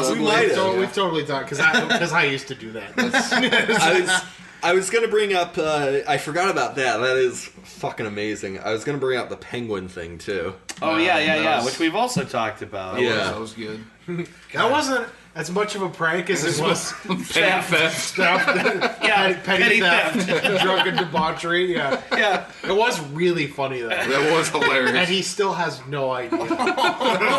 Not good, man. That was the best part. Is his reaction? Not good, man. Somebody, the penguin I had. Yeah, no, someone took it. Oh no, Not good, man. not good, man. Yeah, no. It makes me wonder if on some level he suspected you. To say it that way and be like, not good, man. So. No, I don't think. No, Because Not a of cool all the thing. shady characters of that play, we were the two most upstanding. we were. Yeah, because there were some shady characters. It there. was, Well, friends of mine. I'm literally Yeah. just saying they were friends of mine. Yeah. but they were Shady shady friends. characters. Yeah. They were. I had a lot of shady friends back in the day. Yeah. I wanna take this opportunity while we're talking about pranks to say that YouTube pranks suck. Yeah. Oh my god. And they're so like, walking up to a guy with his girl and like slapping his girl's ass and then being like, "Hey, it's a prank, bro," as he's getting the shit beat out of him. Yeah, right. Like, that's, Well, not a prank. That's the sexual assault. The shampoo prank was really good. Which one is that? Okay. This is probably like a prank meme at some point. Just That's a everyone prank doing meme. A prank meme. Prank memes about steel beams. As everyone knows. Oh my god. No, this guy out in must be like California, something like that, on the beach where they have just the outside showers. Yeah. Well, there's like a big divide wall, so he's like kind of propped up behind there. As people are washing their hair, they're rinsing out the soap. He just reaches over with more shampoo. I've seen this guy. and keeps putting shampoo on. Yeah, they're trying to rinse it that's out. good. That's a wholesome That's prank. That's a good prank. That's just a wholesome prank. Eric Andre pranks. Oh, Yeah, all his- this stuff. Hey, the toll. Have you seen my dog? Yeah, or he's got the dog there. Yeah. Describe him to me! Yeah, like Such a like freak. there's you gotta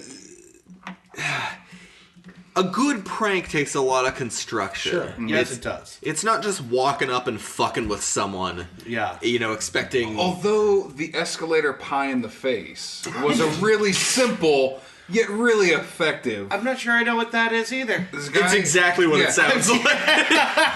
It's a guy in a clown suit with like a cream pie. Yeah. They're just going down the escalator. Yeah. He's going down. The people coming up. He just picks one person, just pie in the face. So he's at the bottom. So they hurry up and they start rushing down. So Yeah. he just jumps on the up escalator, and they just keep doing this dance, and he keeps hitting them with pies. So simple.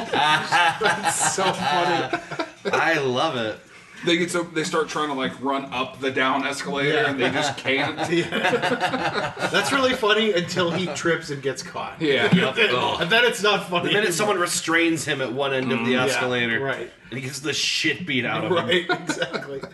Yeah. But clowns are fun and not annoying at all. I'm not afraid of clowns. They fucking irritate me. Yeah. They get in your especially personal with- space. Especially with it coming out now. How many God, fucking yeah. Pennywise are there going to be at Halloween now? Yeah, you know, it's like when Harley Quinns are just Yep. everywhere. Oh, yeah. Yep. We're gonna end up with an abundance of Pennywise. which let's be real, Harley Quinn is just the slutty clown. Right, Yeah, exactly. Right. And now they're everywhere. I can't jerk off to that anymore. There's no Daddy's little monster. Yeah, they've saturated the market. That's a funny thing. Yeah, Harley Quinn does combine something. The two things people love about Halloween is getting into like weird costumes, but also being like a horror. Yeah. Yeah. I can't fap to this. I can't fap to this. Inundated with Harley Quinn. As regards pranks on YouTube, one of the things that drives me nuts is pranks that are obvious setups or bullshit. Yeah. I spent a long time, because I'm like a fucked up person, I watched a ton of these proposals that don't go well on Yeah. YouTube. Oh. And there's just like people getting rejected at wedding proposals. Yeah. I was just like, okay, this is gonna satisfy like the dark hole inside me for like a couple hours. Yeah. Just watching things like guys proposing in the mall with like a guy on the fiddle and whatever, and then the girl's like, can we go talk? And he's like, what? She goes to pull him aside, and you see hand gestures and like all this. It looks like she's signing him like a pitch or something like that, like doing all kinds of stuff. And then she just leaves. But a lot of those are fake, and basically every single one you see that happens in a stadium, unfortunately, almost all those are fake. Yeah. Oh, for sure. They're almost always set up by the people running the show to try and, Now, on the other hand, the ones that succeed in stadiums are like the best proposals. I love those. Which may also be fake. I don't know. We don't know. But people like a good story. You know what pisses me off on YouTube is any women pranksters, because all the women pranksters on YouTube just boil down to getting kicked in the nuts. That's not a prank. That's not a prank. You're just kicking me in the nuts. Is that a thing? That's a thing. I'm going to show you all there's one famous channel I'm thinking of that's just a husband and wife pranking each other. I think I know what you're talking about. And I noticed that the guys' pranks are usually like a little more developed and clever, and hers just boil down to this guy like being tortured, like getting kicked in the nuts. I think I've seen this couple. Misandry, men are the real victims of society. I think I remember seeing them do one. It was also probably fake, but I believe she took an entire roll of toilet paper, unrolled it, maced it, and rolled it back up. No! No! The guy.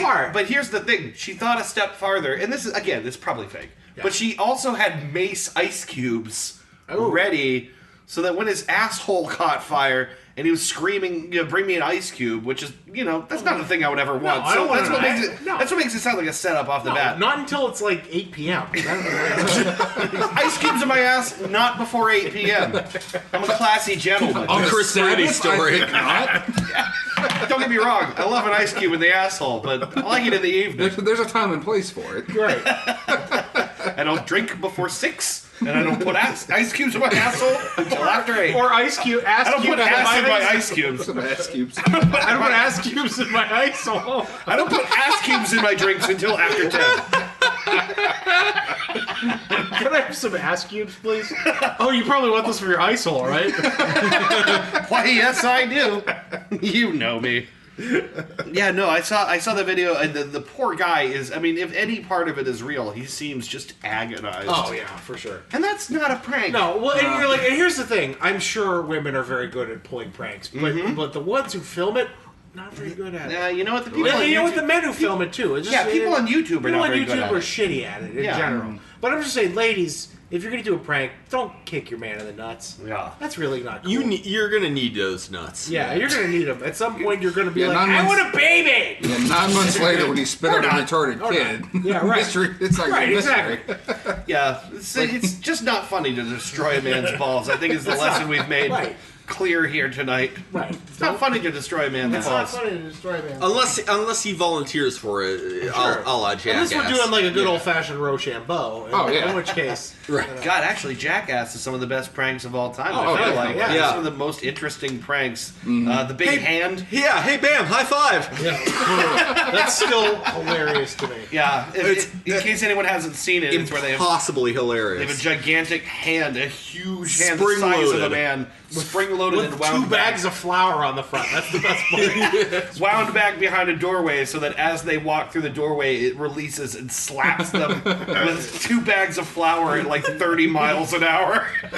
All the antiquing videos where they would just wake people up by grabbing a handful of flour and slapping them right in the face with it. Yeah. Just going antiquing people. Yeah. Dave England getting hit with the boxing glove in the face. Do you remember that? It was like an explosive airbag with confetti. That was it. He's like ringing Johnny Knoxville's doorbell, and he gets right up next to it, and he spring-loads this thing and gives him a concussion. Yeah, because it's like compressed air, right? It's like a ton of... hits him right in the face. The clipper cam. The clipper. Which one was that? They would just have the camera like up real close, and they had like just a shaving razor, like one of the electric razors. Yeah. And they'd play like the horror music, then they go up to someone and just right in the back of the heads. So just like random points during the movie, just people that have like bald spots on their heads. The old CKY videos used to be really good for that too. The one I'm thinking of is It was Deco and Bam, and they did the shit dollar. They just called their prank the shit dollar. It's exactly what it sounds. And it was $100 bill stuck to the Deco wiped his ass with. So it's $100 bill stuck to the sidewalk with human feces. They got this one older guy like right outside of a bank, and he like picks it up and he oh god! And they marketed those, like they sold them. So they the best part is they had to go get his signature to say that it was okay for them to use it in a video. So they're like, we got $500 here, just sign us, please. The guy's like, this is shit, human shit. Oh my god, the stuff they get away with is just like insane. Oh, I know. It's crazy. I always felt the worst for Bam. Yeah, poor Bam. I always felt And Phil. Yeah. I felt bad for Phil. Yeah, poor Phil. Kicking my dad's ass all day. What was the one where they took Phil in April's bedroom and they just jam-packed it with fireworks? Fireworks, Oh, yeah, just wake up. The funniest part about that to me is the camera, like 75 yards outside the house. You just see Lights and shit. in one room. Because they also put it in his van, too. Right. So when he went to go to work that Couple morning, hours later, he just did the same thing. You see his silhouette in the window as his van is basically going insane. I always thought one of my favorite ones they did to him was the "Don't Feed Phil" day. Yeah, That was good. That And was when they so funny to me. ironed hamburgers That and was all the of his same. clothes. That was the same day, I think. It was funny because even in later episodes like Jackass and even in some of the movies, you see Phil walking around with a pair of shorts with a hamburger on it. So he still wears those same clothes. Like, what a hilarious and dickish thing to do to a fat guy is to put a hamburger on all his clothes. The most ridiculous one, like, I still don't understand how they put in the time and the effort, was where they got like a shitload of snow into Bam's house, Oh, right? yeah. And made the staircase Yeah, into a it's sledding hill. Yeah. That's where they like took out the door. That was before they were forced to move out of the neighborhood. They also turned the entire house into an ice rink in one episode. did, yeah, they did. Ice every surface, ice. that's the fucking dream. Like if I had money and Yeah. didn't have to get a job ever, that's what you do, right? You just yeah. drink Oh, beer yeah. and do stupid shit all day. What else is there to do? Right, exactly. The Knoxville prank wars were the best on Viva Oh La Bam. yeah, oh yeah. Oh god, I don't know if I remember those. Oh, some of those were good. Any come to mind? They start off with Johnny Knoxville showing up at his house and just getting a Sawzall and cutting the top off of his Hummer. That's how it just starts. Oh my god. Dunn brings his motorcycle into the house. Just does a humongous burnout to wake up Bam. But they put tacks in front of his door. So he's just going out standing at tacks. Oh my god, that's brutal. Yeah, that's the kind of pranks you can do if you just really don't care about anything. Right, exactly. Yeah. When you can afford to not care deal about with the it. repercussions. Yeah. Right, sure. Because the thing is, his parents, like, they must have been aware, like, okay, we're going to do stuff to you guys, so just be Right, ready. Be ready for it. But then it clearly made them, like, rich. Like, Oh, beyond right. rich. So, like, how mad could they The be? cool thing is, like, he like bought them their house, and like, And then destroyed it. all right, the exactly, time. right, exactly. Yeah. Like, like, I can't say if I had a kid who was filthy rich, who Yeah. just destroyed everything, all my property, and then bought me more property. Like, Yeah. whatever. I mean, like, They can afford it. Yeah. the thing is, like, and again, I'm no good at devising pranks. I can't do that shit. Mm-hmm. But when you do it, you got to be aware of the scale and the reaction that you're likely to get. Yeah. Don't. It's like don't gamble anything you can't afford to lose. You know, you gotta have a little common sense. Yeah, balance out your pranks. Don't just go for, like, the craziest, most devastating thing you could do to somebody. Don't throw a water balloon full of pepper spray at your friend's testicles. You know, Oh, how long have you been thinking about this? I don't know if you've ever been hit with pepper spray before. nope. It is horrible. It's not a good even, prank. Even indirectly, it's not a prank. It's not a good Yeah, prank. someone actually, senior English class, Someone got a hold of one of the girls' rape mace kits or whatever and sprayed it off in the middle of the class. Yeah, no good. You gotta like leave the room. Yeah, they had to clear no out. Joke. It's a chemical weapon. Right. Yeah, it's no joke. Yeah. I mean, it was one of the diluted kind, but it still wasn't comfortable. No, it'll like actually burn your face. It's horrible. Yeah. I'll tell you one of my favorite lighthearted pranks to do is just have a cardboard cutout of a person I and love just doing leave that. it weird places. Oh my god, my girlfriend's mom, Aubrey's mom, does this with The Smokey, right? fucking Smokey the Bear, life-size cardboard cutout. It'll just be in random fucking places in the house, and Aubrey will come out and just be like, Jesus! I had, when I was still working at Mark's, because they had like a cardboard display from the new Star Trek movies, I just had this stand-up of Chris Pine. I just like, they were throwing it away, so I was like, no, screw it, I'm taking it. Yeah. And I took the stand-up of Chris Pine home and I put it in the shower. so that the next time my brother went to take a shower, just opened it like, oh God! He's just standing there smiling. Stuff like that always cracks me up. Just something silly like that. Yeah, for sure. We had when Rogue One came out. This was there was a giant, for some reason we had a life-size cutout of Grand Moff Tarkin. Just like, that we didn't throw away for like 4 weeks, and it would just get set up all over the store, like in the warehouses and stuff where only we were. Oh, man. And I remember the first time I walked into the warehouse, they prop the warehouse doors open in the back, and they have windows in them. So you like walk through the door, and you know like the desk back there is off to the right, and you go to turn to the right, and then in the window is just Grand Moff Tarkin looking stern. The first time we did it, I went, Jesus Christ! It scared me. I almost fell over. I want you to imagine for a second Peter Cushing as Tywin Lannister. Right? Perfect, yeah. I actually just remembered when I worked at Target, one of the managers was really into pranks. Yeah. And around Halloween time, when the truck comes in for, with goods and whatever shit on it, they don't open until the next morning.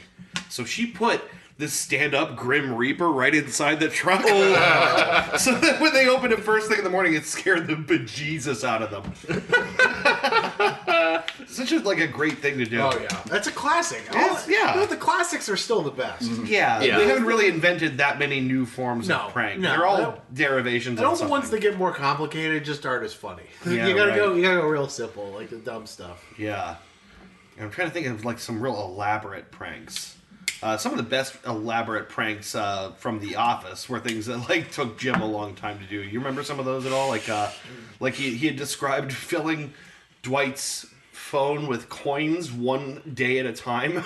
So he'd take the handset apart and put a coin in it, and then close it, and a day at a time he'd add more, and so he would get used to the weight, and then eventually he just took them all out one day, and Dwight hit himself in the head with a phone.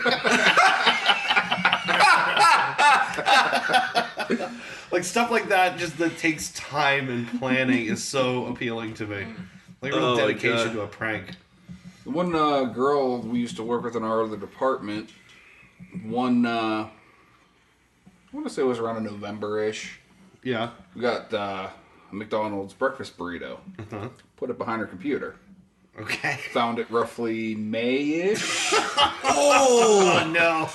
Oh. Yeah, I'm sure that it had decomposed almost none, though. It is McDonald's. It was rock hard, but I have a feeling that if you would have microwaved it, it probably would have been on par with a fresh one. Yeah, but it didn't smell good. No. But it was rock hard. Oh, that's gross. So. Oh, that's so disgusting. I just thought of another prank I pulled. This one's one I was really proud of, actually, and I was denied satisfaction. I will say that. I was denied the satisfaction of the person letting me know that I had pranked them, that they had seen it. But Blaine, that I work with, went away for a couple of days. And during the time he was gone, we were thinking of a way to prank him, and we were looking at his desk, and he had this 4-panel arrangement of his wife in 4 kind of cute poses, looking up with their hands up like this, and then being smiling like this, whatever. It's just a 4-panel arrangement. And I thought, I'm going to Photoshop myself into this picture.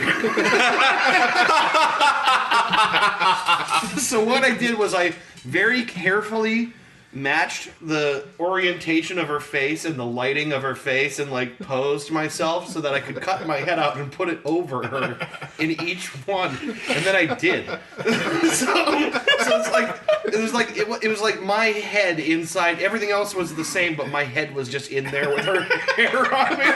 I'll have to see if I can find it. And then we printed it, and we put it right in front of the old one in the frame, and just set it on his desk, right? It took him weeks to notice. It took him weeks to notice, oh, that's not my wife. But the disappointment was that he just never said anything. Oh. So then one day we were trying to like nudge him, like, hey, anything seemed kind of funny? And he's like, oh, you mean the picture on my desk? And we're like, oh, come on! That was more than that. That took time and effort.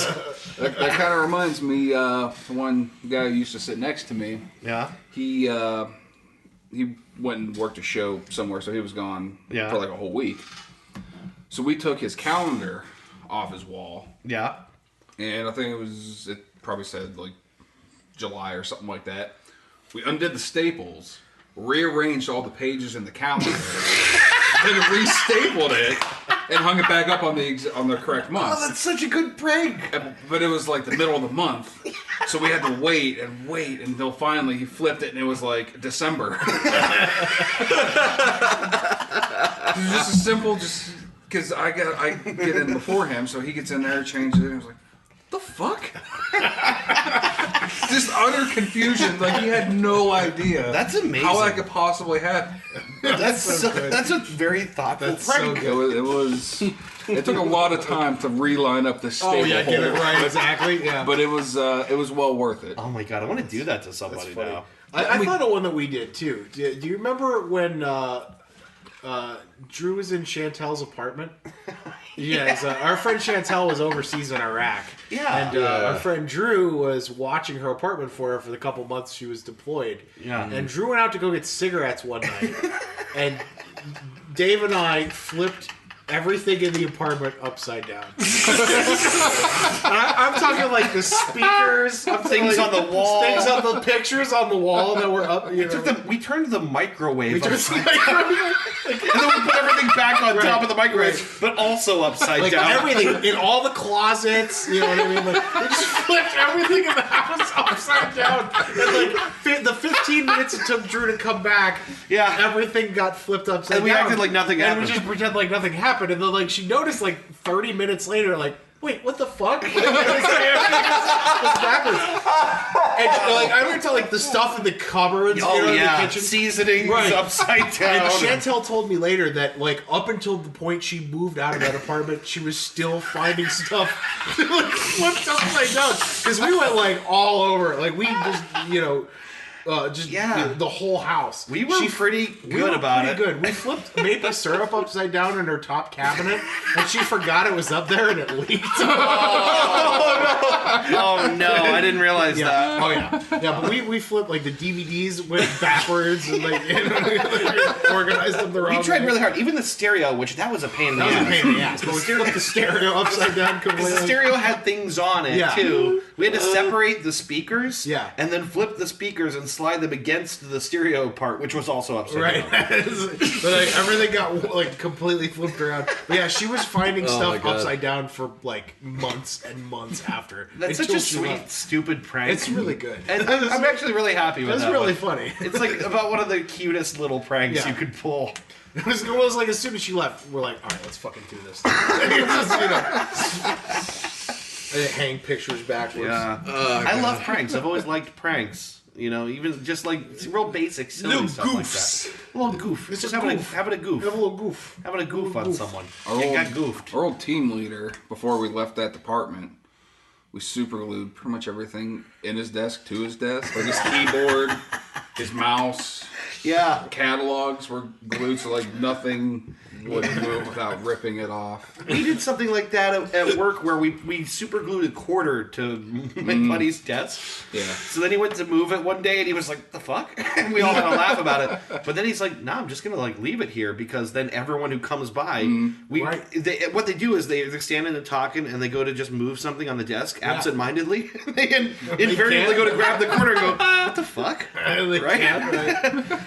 One day a guy came by with a power drill just because he thought it'd be funny, and he just drilled straight through the corner and the desk, and then left. What the fuck? So there's just a hole in the corner. We were like, oh my god, that's really weird. Here's a future prank. Ooh, future pranking. We have the white elephant gift thing for Christmas at work. $3 limit. Nice. So I'm going to get a roll of saran wrap and 300 pennies. You gonna do Place one a at a penny, time? roll it up. Place another penny, roll it up. Go through like 300 square feet of fucking saran wrap, and then wrap it up in like a nice gift box or something like that. So someone gets it and it's just, what the fuck? So you start with like another cardboard roll and the original roll. Is that the idea? And then you just keep pulling and rolling. Well, I'm going to ball it up. Oh, you're going to make a ball? Yeah, so when they get it, it's just going to be a big ball of clear plastic with little pennies. I feel like the fastest way to get to this is to set it on fire. Oh my god. This is not exactly a prank. I don't know how much time we have left here, but Yeah. it's not exactly a prank. But I remember once we did for my boss's birthday, I had this idea. Let's do weird gifts. So just give her the weirdest gift you can. This was like my idea is, if you want to give her a regular gift, cool, but we're going to do weird gifts. Dragon dildo. You probably could have done that in the workplace. Look up dragon dildos, everybody. That's the thing. Bad dragon. Bad dragon, that's it. Fucking A. Is that a thing? Yeah, that's That's a real the thing. thing. I'll show them to you at the break. Oh, cool. Scaly, spiny fucking dildos. They're real thick. Yeah. I feel like 90% of those purchases are ironic. So, 10% in fatalities. Oh my god! Seriously, they sound dangerous. But some of the weird gifts that we gave to my boss were amazing. Someone gave her a can of creamed corn, which I thought was really funny. I brought her a stink bug in a jar that I caught. Someone gave her like balloons with coins, like pennies inside of them, and I think I can't remember too many of the. It was like a thimble, like weird gifts. And then we crossed off her office with string and filled it with a ton of balloons. And we left her a spork. Which didn't do a good job. So she spent like a long time popping balloons. But yeah, it was a fun one. Weird gifts is always fun. Oh, yeah. I guess we're probably running up against It's time. time. It is time. It is time. It's just time. All right. Well, that was a good one. Maybe we'll do that again sometime. Yeah. Maybe in the interim, our goal can be to prank somebody. Ooh. Do a good prank. Come back here and talk about it. That's not a bad idea. Yeah, keep some pranks on the mind. Or if you're listening, if you got some good prank stories, leave us a comment. Yeah, let us know. I love a good prank story. The more complicated, the better. Yeah. Anyway, we're going to take a quick break, and then we will be back with our recommendations and what we learned. So stick around. We now go live to the first press conference of newly elected Youngstown City Chief of Police, Sundown Pussy Willow.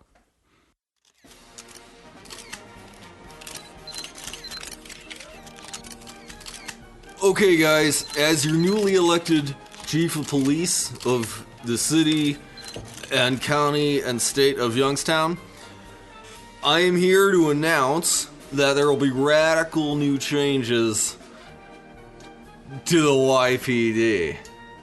First of all, our officers will no longer carry guns, right? There'll be cinnamon sticks. Alright, now cinnamon has been proven to irritate the eyes. If you get it in your eyes, man, it's gonna just mess your whole day up. You know what I'm saying? So, no guns, more spice. That's our motto. I next want to talk about our plan to institute America's first homeopathic police department, man. Okay? Here's how it's gonna go. We fired everyone in the police department. The only one left is Deputy O'Malley. He's standing right here next to me. Hey. He's Deputy O'Malley, by his presence and resonant vibrations, okay, is going to create a synergistic, holistic solution to crime. His presence is diluted, which means he's that much more effective than 100 police officers, actually. What do you have to say about that, Deputy O'Malley? I don't know anything about what you just said, but my pension just got a lot larger. And I'm my own boss, so... Far out, man. Far out. Our hope is that the presence within the city limits of Officer Deputy O'Malley man here is gonna spread a resonant vibration of justice and peace, and will hopefully mellow out some of the negative waves here in Youngstown. I will now take your questions. Yes, you with the beard. Hi, my name's Jeff Sharpbottom. I'm from the local thing. Isn't this stupid? Well, we prefer to use the term common sense challenged, but no, to answer your question, this is not a common sense challenged plan. Homeopathic medicine has been proven to work in numerous trials conducted on numerous communes throughout the heartlands. Chief, I think I can answer this a little more effectively. Yeah, far out, man. Yes, it is. Thank you. That's what I thought. Thank you very much. All right, groovy. Next question, please. Yeah, you with the awful tie. Hi, I'm someone different. How many officers will be planned for the long term, or is it always just going to be one? Can we possibly see half a police officer, or like a quarter of one?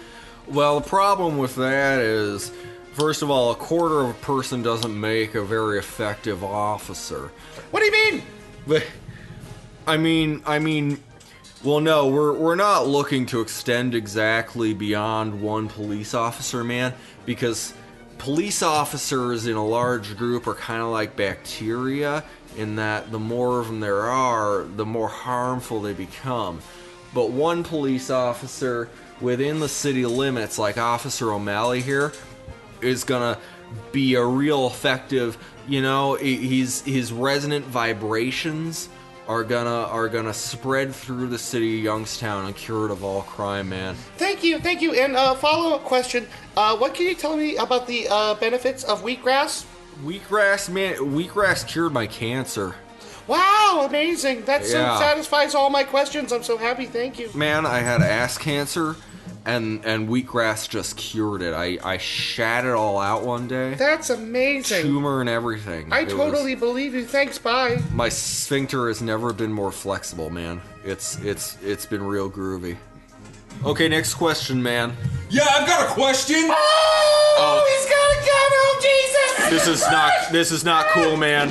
Officer O'Malley, deputy officer. Oh, no! Man. Wait, I just have cinnamon stick. What am I going to do with this? Oh, Well, I just wanted to be my own boss. You gotta channel your heart chakra, man. You gotta do what your heart tells you to. What the fuck does that even mean? somebody do something! Throw it at the guy. All right, here. I got so irritated. Holy shit, that worked! Oh, the cinnamon seems to immobilize him! Let me arrest him! Oh, Lord, Well, now, It's small but effective.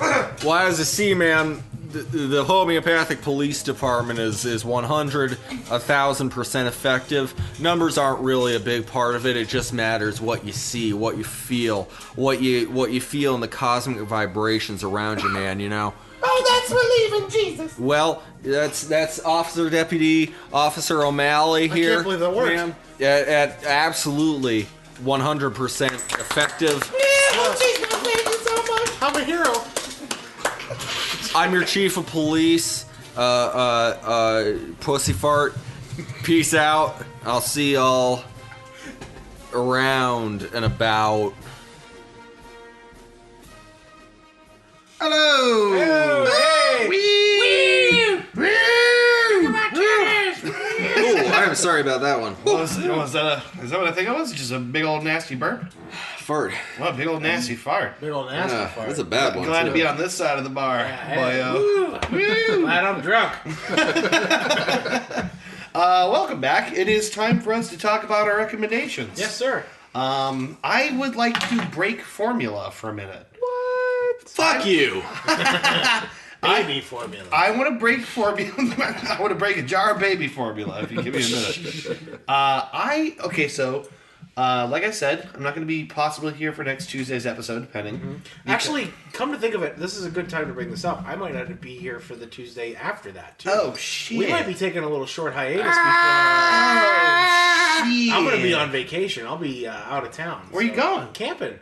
We're going to, well, not when I say camping, I mean we're gonna actually get a cabin. I'm not actually gonna, we're not gonna go camp. I'm not gonna be in a tent like a dumb fuck. No, we're getting a cabin with a hot tub and a grill, and we're going to Hocking Hills. So you're going cabining. We're going cabining Hocking Hills is fucking I know, awesome, man. It's gonna be great. I'm gonna drink an entire bottle of tequila over the course of 4 or 5 days. Yes, you are. Yes, I am. Oh my god, it's the best with the hot tub and everything. I'm gonna be naked most of the time. Yeah, it's gonna be great. Okay, so we may or may not be off for 2 weeks, depending, based on what we can work out here. But this upcoming, starting on Friday and into Tuesday, me and Chrissy are going to be in New York. Yeah. Which I'm real excited about, and I thought I might open it up real quickly if you guys have any recommendations for me for New York. As in, if you went to New York, what would you do? Okay, let me look up the address of this. Febreze it? Yeah, I heard it's a very smelly city. All right, writing that down. Febreze. I have never been to New York. Stinky. If I was gonna go to New York, I would hit stupid landmarks like CBGB's. I thought about that. Yeah, I'd love to see that. CBGB's, the mural of Tupac. Painted in Brooklyn. I don't think I even know about that. So, okay, I think I have this right. I think they have, because Biggie's from Brooklyn. I think they have the mural to Tupac painted in Brooklyn, and I think they have Biggie's mural painted in Long Beach, or you know what I mean? Okay. Or at Los Angeles, probably. Yeah, yeah. I would go see. It's either Biggie or Pac's murals painted out there in Brooklyn. That's sweet. And where Brooklyn at? Where Brooklyn at? Where Brooklyn at? I don't know. I tote guns. I make number runs.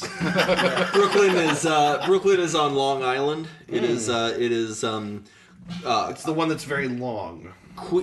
It's really not an Island. Queens is the northern part of that western end of Long Island. Brooklyn is that southern part. Yeah. Yeah. I got 7 Mac 11s, about 838. 9 9s, 10 Mac 10s. The shit never ends. Yeah. Can't touch my riches. Even if you had MC Hammer and a 357, bitches. So that mural and the CBGB are both things that'd be really cool to see. It'd be really cool to see. I think those would be my 2 on my list. Aside from, the dumb touristy stuff that I don't care about as much as everybody else does. Yeah. Sure. Grand Central Station. I've seen it blowing up 100 times. Right, exactly. Yeah. Right. Yeah. I recommend it's at 152 West 49th Street. All you gotta know is it's near the corner of 49th and 7th Avenue. Oh, okay. It is a Japanese restaurant called Sapporo.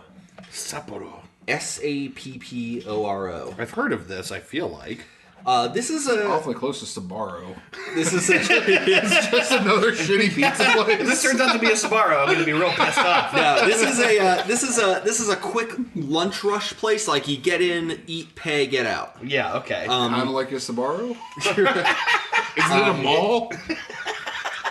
Is it next to a Long John Silver? But it is an honest to goodness ramen place, like proper ramen served in a bowl the size of a football helmet, with everything. Like you got your meat, you got your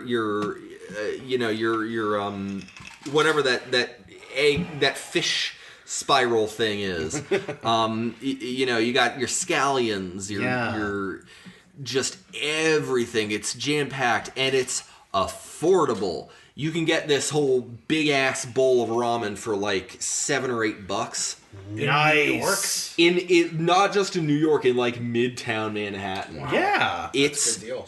super good. Highly recommend it. Again, it's a lunch rush place. So get in, get the fuck out. Yeah, once you enter, eat, pay, you got you got bounce because there's a line. Yeah. But it is super worth it. Very tasty, very good. Mm-hmm. I would love to try that. Bottled Japanese beer, of course. Yeah, I highly recommend it. That's on, what did I say, 49th Street? Yeah, you did. West 49th and 152 West 49th. 152 apart. No, I'm sorry. Yeah, it's a hop, skip, and a jump away from Times Square. Okay. Very, very good stuff. Definitely recommend it. The other thing I want to recommend is Eat in Chinatown. Yeah, I never actually did that when I've been in Chinatown. Eat in Chinatown. They have I had at a restaurant there. I can't remember the name, or I'd recommend it, but they had a honeydew melon milkshake. It was one of the neatest things I ever tasted. This alongside of condensed milk toast. Casper. Little milk toast joke there. My ultimate advice, if you're going to eat in Chinatown, my ultimate advice is follow your nose. Yeah. Yeah. You'd be surprised the good shit you can get Follow from your the street vendors. I'd love to eat a toucan. Yeah, me too. Yeah. You will if you go to Chinatown. Stir-fried toucan. Toucan and broccoli.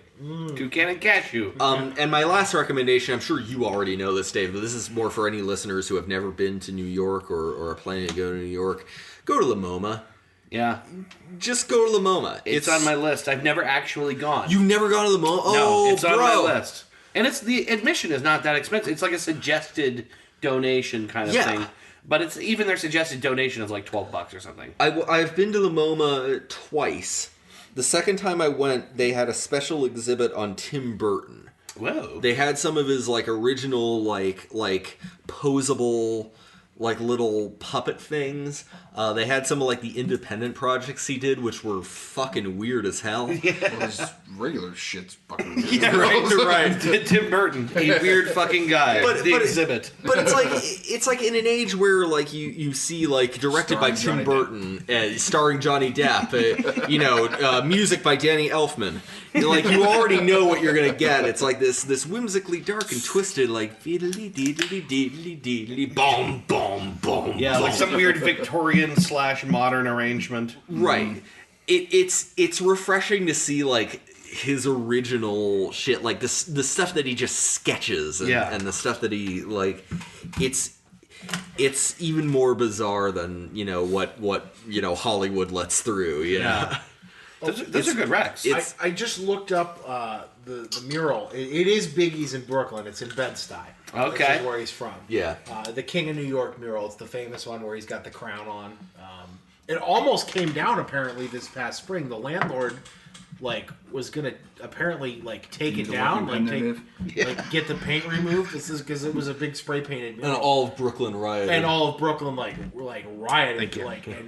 so he wouldn't do that. So yeah, it almost came down, but it's still up there. It's this big on the 2-story building. It's the mural of him with the crown on. Yeah. That's so cool. I also want to recommend. I've never been to this place, but I've wanted to go. The birthplace of Theodore Roosevelt. I would check it out. It's just. I imagine it's just some office building now, or some apartment building. No, I'm pretty sure it's preserved. Really? Theodore Roosevelt, of course, big shit in New York.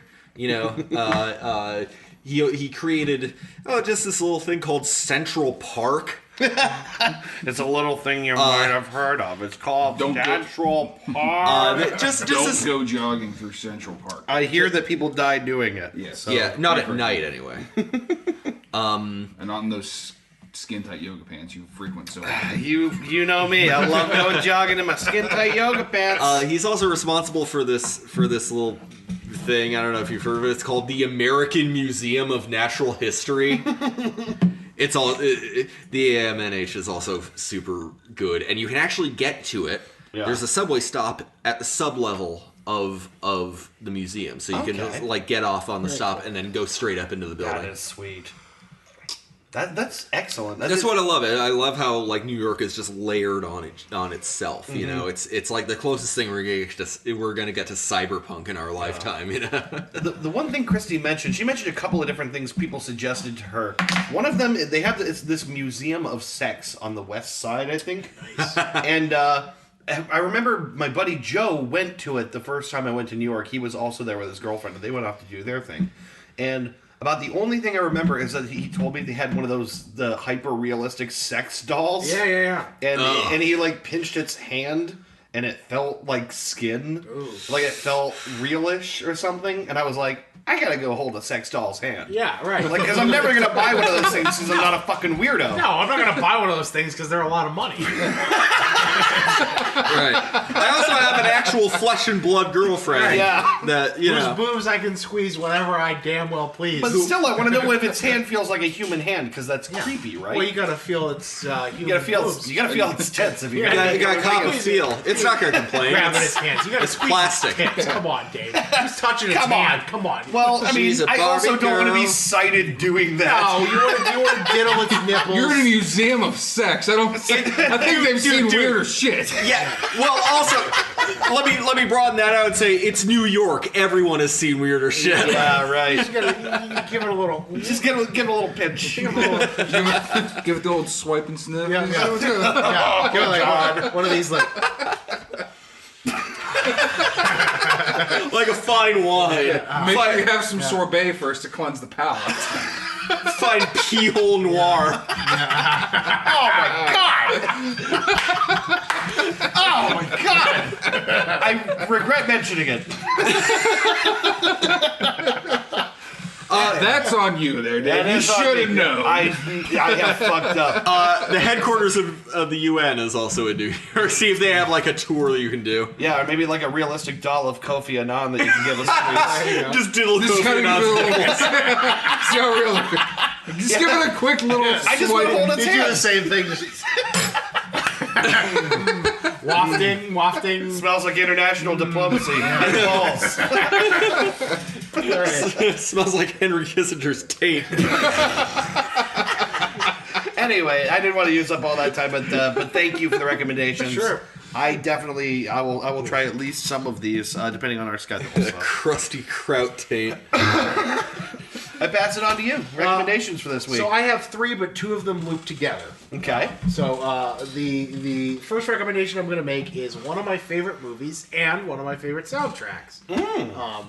It's a movie that came out. It was a Coen Brothers flick from 2000 or 2001 called "Oh Brother, Where Art Thou?" So good. Yeah, So one of my good. favorite movies ever. And it's not a movie that like a lot of people get hard over like I do, but it's basically. No, but it is. I think it's because it's widely understood that it's not underrated. It's not overrated. It's exactly where it needs to be in the public eye. Exactly. Yeah, it's basically a really loose modern Odyssey, like a lot of cinema, you know. Yeah, like all of Western literature. Right, exactly. Right. It's a loose retelling of the Odyssey. In its case, it's got a lot of sort of clever little nods and references. Exactly. Yeah, the sirens. Right. Yeah. But it's these 3 guys escape from jail on a mission to find treasure. I'm not going to spoil anything beyond that, but it's basically set in 1930s Mississippi, right? The Deep South. The deep South, 1930s Mississippi, and there's a lot of other things happening. They meet a few characters from history, and and it's I don't want to call it a musical, but there's a lot of really excellent music, and the second part of that recommendation is the soundtrack. Really good if you're into that old-timey kind of like blues and Southern gospel, real old Southern gospel. It's a really cool movie, really funny, one of my favorites. I always watch it when it's on, and the soundtrack's incredible. If I remember correctly, John Goodman has a role Yes, in it. Does he not? He does, yeah. Does he not? He does. He's like a governor or something, right? Eating chicken, in fact, is part of his role. Yeah, it's been a long, long time since I've seen It's been a long time. Now I'm Watch No Brother, Where Art Thou? But wait! Okay. George Clooney. But yeah, that's one of my favorite movies. I love it. I watch it every time it's on. It's a movie that Trisha and I will put on just like when there's nothing else to watch because we like it so much. It's a really good one. I regularly think in my head, I don't want FOP. God damn it. I'm a dapper damn man. Damn, we're in a tight spot. I gotta watch it. That's a great movie. I love the movie. It's one of my favorite movies. Yeah. Easily in my top 10 favorites. I don't think it's. I certainly don't think it's on Netflix. I wouldn't know where to find it. It was on Netflix. It was for a while. It was, Yeah. I I don't think it's still there. Yeah, maybe it is. But yeah, it's one of my favorites. I'm gonna buy it. Rent it from your local video boutique. The second recommendation I have, because college football is back on, a lot of great shit happened. The UCLA Bruins had the second best comeback in college football history. In the first week, they were down 34 points, and they came back and beat the Texas A&M Aggies. They were down 34-10 in the third quarter, and they came back and won 45-44. That's really cool. The Buckeyes won. Alabama beat Florida State. Big week of football. So in that vein, I'm going to recommend the best football game that anybody can buy.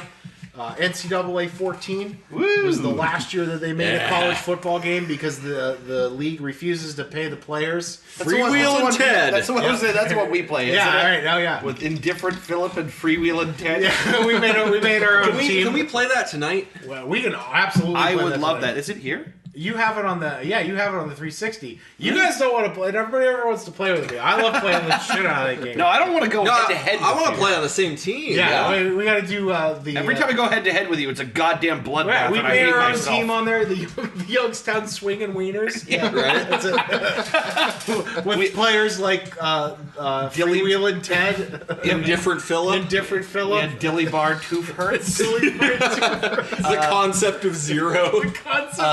Princess Tinkles? Princess Tinkles. Starting quarterback Fred from Scooby Doo. I forgot about that. Fred from Scooby Doo. Oh, God, there's so many good ones in there. I'm blanking on them all. So yeah, NCAA 14. The cool thing about this game is the last year they made college games. The EA Sports still wants to make these, but they can't because the NCAA won't pay its players for their likenesses. Yeah. And that's up to the league, and they refuse to do it. So it's going to be a bullshit. long time Spags. before we get a chance to get a new game. There is a super dedicated community of fans who update the rosters every year painstakingly. Yeah. And they recreate the rosters. You can download playbooks. You can download new teams as they get added into the league. Yeah. Stuff like that. Keeping the game alive. In Keeping a the game huge alive. way. I Absolutely. rehooked up my PlayStation 3. I downloaded the new rosters. Everything is like spot on. Yeah. So go check that game out. It's like $20 on the Xbox Network or PlayStation Network or on Xbox Live. You can still buy it and update the rosters. If you look online, it's really easy to find the forums of people who update those. So check that out. I'm all about that game. So much fun. Still the best football game in my opinion. The Youngstown Swinging Wieners and their mascot, Dick Butt. Dick Butt, yeah, that's right. Yeah. Dick Butt just right on the 50-yard line was like the best part of that. Did they just delete it? I forget. Or did they just... They censor it? censored the a bunch name. of the stuff that we did, yeah. Yeah. X's all over. You know, it's like it's just Youngstown swinging blank. Yes. Yeah. Anyway, great Rex. Thank you. I know. I have two. One is a movie. Of course, I'm teaching my clients at work about different countries. The one we did last week, before Labor Day weekend, was China. China. So of course, I can't just show them something like Enter the Dragon for movie day on Friday because That'd be sweet. it would be sweet, but it's a bit too graphic to be work appropriate. There's a woman kills herself. The black guy ends up getting brutalized. Spoiler alert: he gets brutalized and hung from meat hooks and shit. And this is a problem because Yeah, I don't see an issue here. So we watched Mulan. Oh. I'm recommending Mulan because it is far away my favorite Disney movie. Yeah, I enjoyed that movie when I watched it. It was years ago. Suck my dick. Get nutsack. Up and down the shaft. So, Mulan is good for a few reasons. I maintain kind of almost a far left mindset when I watch Disney movies, just to keep an eye out and see like, okay, what are there any like hidden like pro, trans messages, or I guess it's not that far out there, but it really is like it's the idea of Mulan and the legend, because it is actually based on an actual Chinese legend of a woman who posed as a man. An entirely plausible legend at that. Yeah. What's that? Who was helped by Eddie Murphy? Yeah. Of Right. legend, of course. Yeah, she Of course. Eddie Murphy, I think you mean Mushu. But yeah, no, it really does. There's a lot of talk, of course, about traditional gender roles and stereotypes and everything, and it to this day it really is still kind of relevant. One thing that was pointed out to me recently that I was actually watching for this last watch through was that when Mushu's going to wake up the Great Stone Dragon and ends up breaking him. Mm-hmm. The Great Stone Dragon won't wake up. He's supposed to be the guardian of Mulan's family. But if you really look closely at the images of when Mulan like cuts off her hair and takes her father's armor, there's all sorts of dragon imagery all over the place. Okay. She is the dragon. She is the guardian of her family. That and dragons are really big over there. They're like our pumpkin spice this time of year. They're just fucking everywhere. They are super into dragons. Dragon spice latte. Those are the basic bitch. They do like dragons. But Oh my god. it's knowing what I know now about like war and military strategy, the movie doesn't make a lot of sense from that standpoint, because it's just like what are there's like 100 guys defending China, like what is this? I was where's the rest of China? I was surprised to find that it is accurate in that the Great Wall didn't do dick against the Mongols. Yeah. The goddamn Mongolians. The goddamn Mongolians. Destroy my shitty wire. Yeah, it really didn't do shit. For all that wall, didn't really go anywhere, did it? Yeah. But yeah, I recommend giving Mulan another watch, because there's a lot that still holds up. Yeah. A lot of the humor still comes across really well. It's well written. It's charming.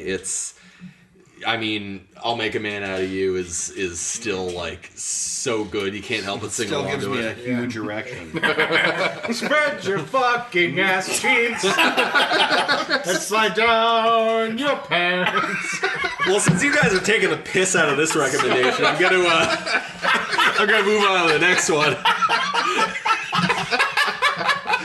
Hey, I like pretty princesses, all right? Listen, guys, it's wartime. It's okay. It's okay. It's not gay if it happens during wartime. There's no women around here. Wait a minute! Yeah, no, it really is. Disney does a war movie and it works really well. Yeah. My other recommendation is the Michael Mann opus Heat. Yeah, classic. Heat is long. Yes. It's very long. It's like 2.5 to 3 hours long. Almost 3. It's a big one. Long. It's a masterpiece of De Niro and Pacino working alongside and against one another. If you don't already know, Heat is the story of a masterclass thief leading his gang on one final big score. And at the beginning of the movie, it shows a heist going wrong, so that gets the attention of Al Pacino, who is an LAPD homicide detective who starts getting on the tails of these guys. Mm-hmm.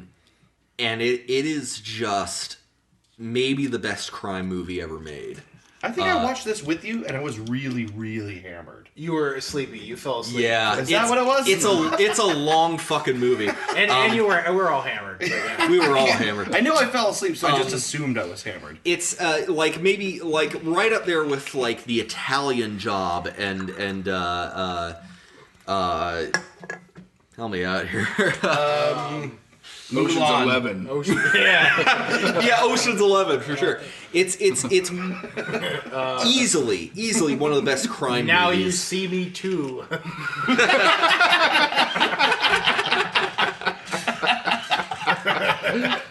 Easily one of the best crime movies that has ever been. It's the attitude of the slick, smooth heist. Going off and without a hitch. These well-dressed guys in ski masks. Yeah. With one of the best action sequences in cinema. Easily one of the best gunfights in any movie ever. I recently rewatched Heat. There's always something new to pick up from it. Mm-hmm. It's brilliant. I highly recommend Heat to anyone, even if you've seen it before. See it again. Yeah, it's so good. Yeah, I liked the 3/4 of it. I was conscious for. Yeah, it was cool. Yeah, it's definitely a good recommendation. Well, yawning guy. What do you got for us? What do you want to recommend? Well, in a couple months, Super Troopers 2. Yeah. Finally releasing. Hell yeah. No shit. Finally releasing. Preemptive recommendation. About time. Wow. Trailer was released earlier this week, I want to say. No kidding. I haven't seen it yet. Looks fucking Wait, hilarious. you guys were just talking about this, weren't you? Yes. We were. Welcome to this conversation, Dave. No, I haven't seen it either. So Yeah. We'll have to pull that up later, but looks good. Nice. Was that Brian Cox is reprising his role? Yep. Okay. And, Is most of the original cast back in, or what's I think so, yeah. Okay. And Jim Gaffigan will also be making Nice. what I can only imagine is a cameo. It may not be a full integral part to the story, but who knows? Yeah. So that's something to look forward to. That's Yeah, fantastic. be most good. definitely. How long ago was the first one made? It's been Early 14 2000s. Yeah. Yeah. So Wow. I think that was before Beer Fest? Probably. we were I think so. we were all probably in high school. Yeah. Maybe middle school, honestly, right? 405 maybe. Oh no, yeah, early 2000s. That's it. Yeah, that's right. We're gonna do some research. Everyone here. whips out the phones Yeah, immediately. We'll look it up. Yeah, no, it's been a long time though. It's been a long time. Now I'm watching Super Troopers. But wait, 2001. Or no, wait, I misspoke. yeah. It was Meow. I'm watching Super Troopers. Yeah, it's been a long time. Meow, I'm. Yeah. When did Beer Fest come out, though? Oh yeah, okay, so 2001. 2006. So Well before. Yeah. 2001 puts me in freshman year of high school, and probably puts you guys all in middle school. Somewhere. I was in 8th grade. Holy hell! Speaking of which, 9/11 is coming up. Let's get a round of applause for 9/11. Yeah. Happy 9/11. what? No one else is excited for the first Monday Night Football game? What the fuck? That's the other thing. Is I'm going to be in New York for 9/11. So if I'm going to see the memorial, maybe that's the time Maybe to that's do it. not the day to do it. Maybe that's not the day. Actually, the not funny be the day. we're going to be in Madison Square Garden On 9/11. on 9/11. 9/11. 9/11. 9/11. Yeah. 9/11. So, anyways, if I don't come back, it was real great doing this podcast. Well, I mean, it's only like 9 days away, and then I don't know. Never mind. I was gonna do 9/11 jokes. It's just It's a hop, funny. It's a funny hop, skip, again. and 2 planes away. It's like 2 pies in the face and one in the field in Pennsylvania. Oh my god. Oh. So Silver lining, though. Silver lining. oh my god, the silver lining jokes. Now we don't need to guess what number month September is. You don't have to count it out. Good observation. I always know September is 9 now. See? Every other month I have to go, wait, 1, 2, 3, Yeah. 4. September of 2000 and before? Oh, the 9th. It's the Oh, okay, 9th. 9. Yeah. Nope, not anymore. You can use that as Who is this, August? Is this October? Nope. Yikes. 9. New yardstick. Thanks, Bin Laden. Well, I guess, unless you got another recommendation. You got another one? You got something else in the tank for us? I'd recommend not going to the laundromat. That's a That's shady area. Laundromat's not good. Yeah, it's horrible. Yeah, just a good place And to if you do be go to the bothered. one in Wedgwood, do not use the first commercial washing machine because I fucking destroyed that. Yeah, you were saying you went there especially so you wouldn't have to do that load of laundry at your house. Oh yeah, Yeah. I wash on my garage rag, so it's Yeah. just paint and oil and fuel and polish. Oh, just anything that you don't want. I wonder how many anywhere. people's clothes came out smelling like turpentine thanks to you. That's awesome. Oh, it's gonna be like the guy who's just getting back on his feet. He had to wash his only suit. Smelled like a fucking Midas. Can't wait for my job interview tomorrow. This is my chance. Oh, damn it. It smells like paint thinner. Oh, God. I'm never going to get hired at the barbecue rodeo now.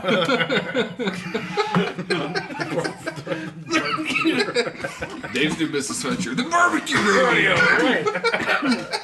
You know, it's where they rodeo together all that barbecue meat. Yeah, I picked Well, up. no, there is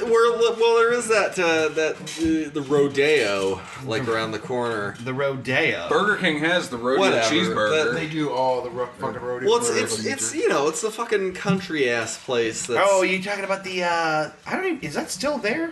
What, the 'Cause- country western? I hope so because I want to go there and just like put in a shitload of like Bob Dylan and Arlo Guthrie and like the most liberal shit I could think of. Do you mean the big country bar club thing? Yeah. Because that might be what's Elevate right now that you were. Oh, is that Elevate now? It might be Elevate. It's now. never. I don't think it's been the same thing more than 2 years. No, ago. Well, then I want to go to Changing, Elevate man. and play country.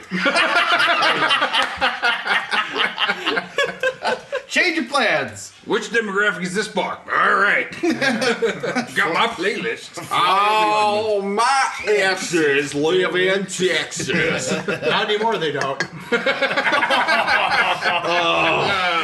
Zing. Now they're floating down the stream. No, all right. All right, let's get on to what we learned. It's not too soon. Those people are fine.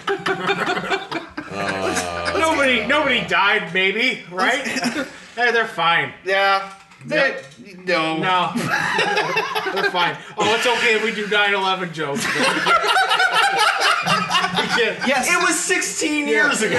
Oh my In God. 16 years, we'll be making wet Texas jokes. There It'll you be go. fine. You just freaked me out. That was 16 years ago. 9/11 was 16 years ago. Well, I haven't forgotten because I was told not to. You can't. Specifically instructed. This entire podcast, I forgot about 9/11. Not anymore. Not anymore. I just thought it was the first Monday Night Football game of the year. Dun, dun, dun, dun. Here I am hosting for parties for 9/11 parties, full watch parties. We're having a 9/11 party.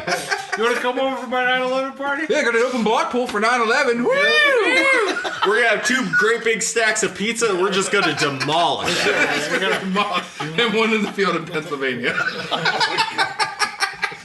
Let's wrap this bad boy up. Oh, where's the third? Where's the third one? Oh, god damn it! It got delivered to the Pentagon. God damn it! Well, they didn't destroy the pizza. They only ate about half of it. Yeah. It was a big 6-slice pizza, but they only took 1 slice out of it, so everything's fine. Anyway, whatever. Anyway, let's wrap this bad boy up, gentlemen. What did we learn? Did we learn anything good?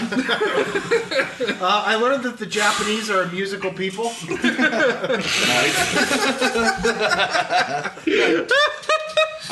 Let's see. I learned lock down your shit or someone will bomb it. I don't even know what that means. I don't even know what that means. I learned that prank memes melt steel beams. Prank memes don't steal memes. Drive-ins actually suck.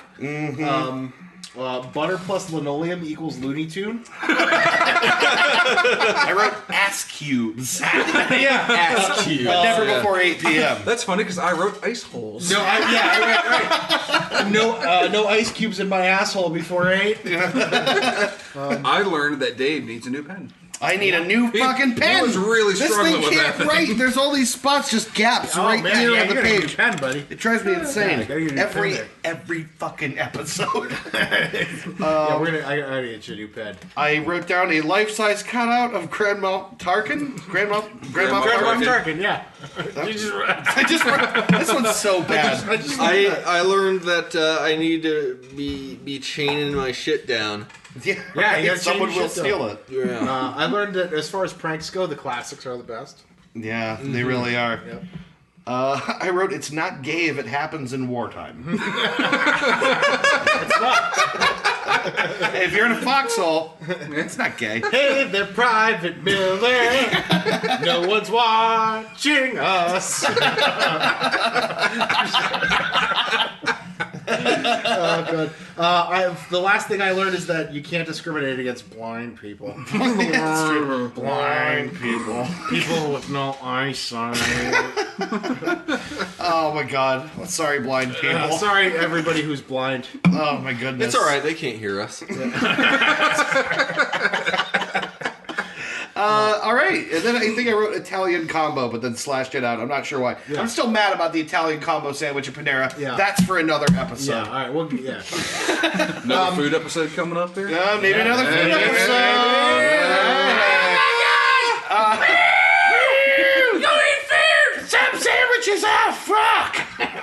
All right. That does it. We call it. We will either be back next week or not, Or the week after, or not. or not. Yeah. Or 2 weeks Or after. it might be a couple weeks before you hear from us again. So don't be alarmed. Yeah. We'll be back at some point, maybe. Yeah. Yeah, we'll be back. We'll be back. For episode whatever number that is. Yeah, sure. The one after the one the that this plan is. was that our very special episode would be the next episode.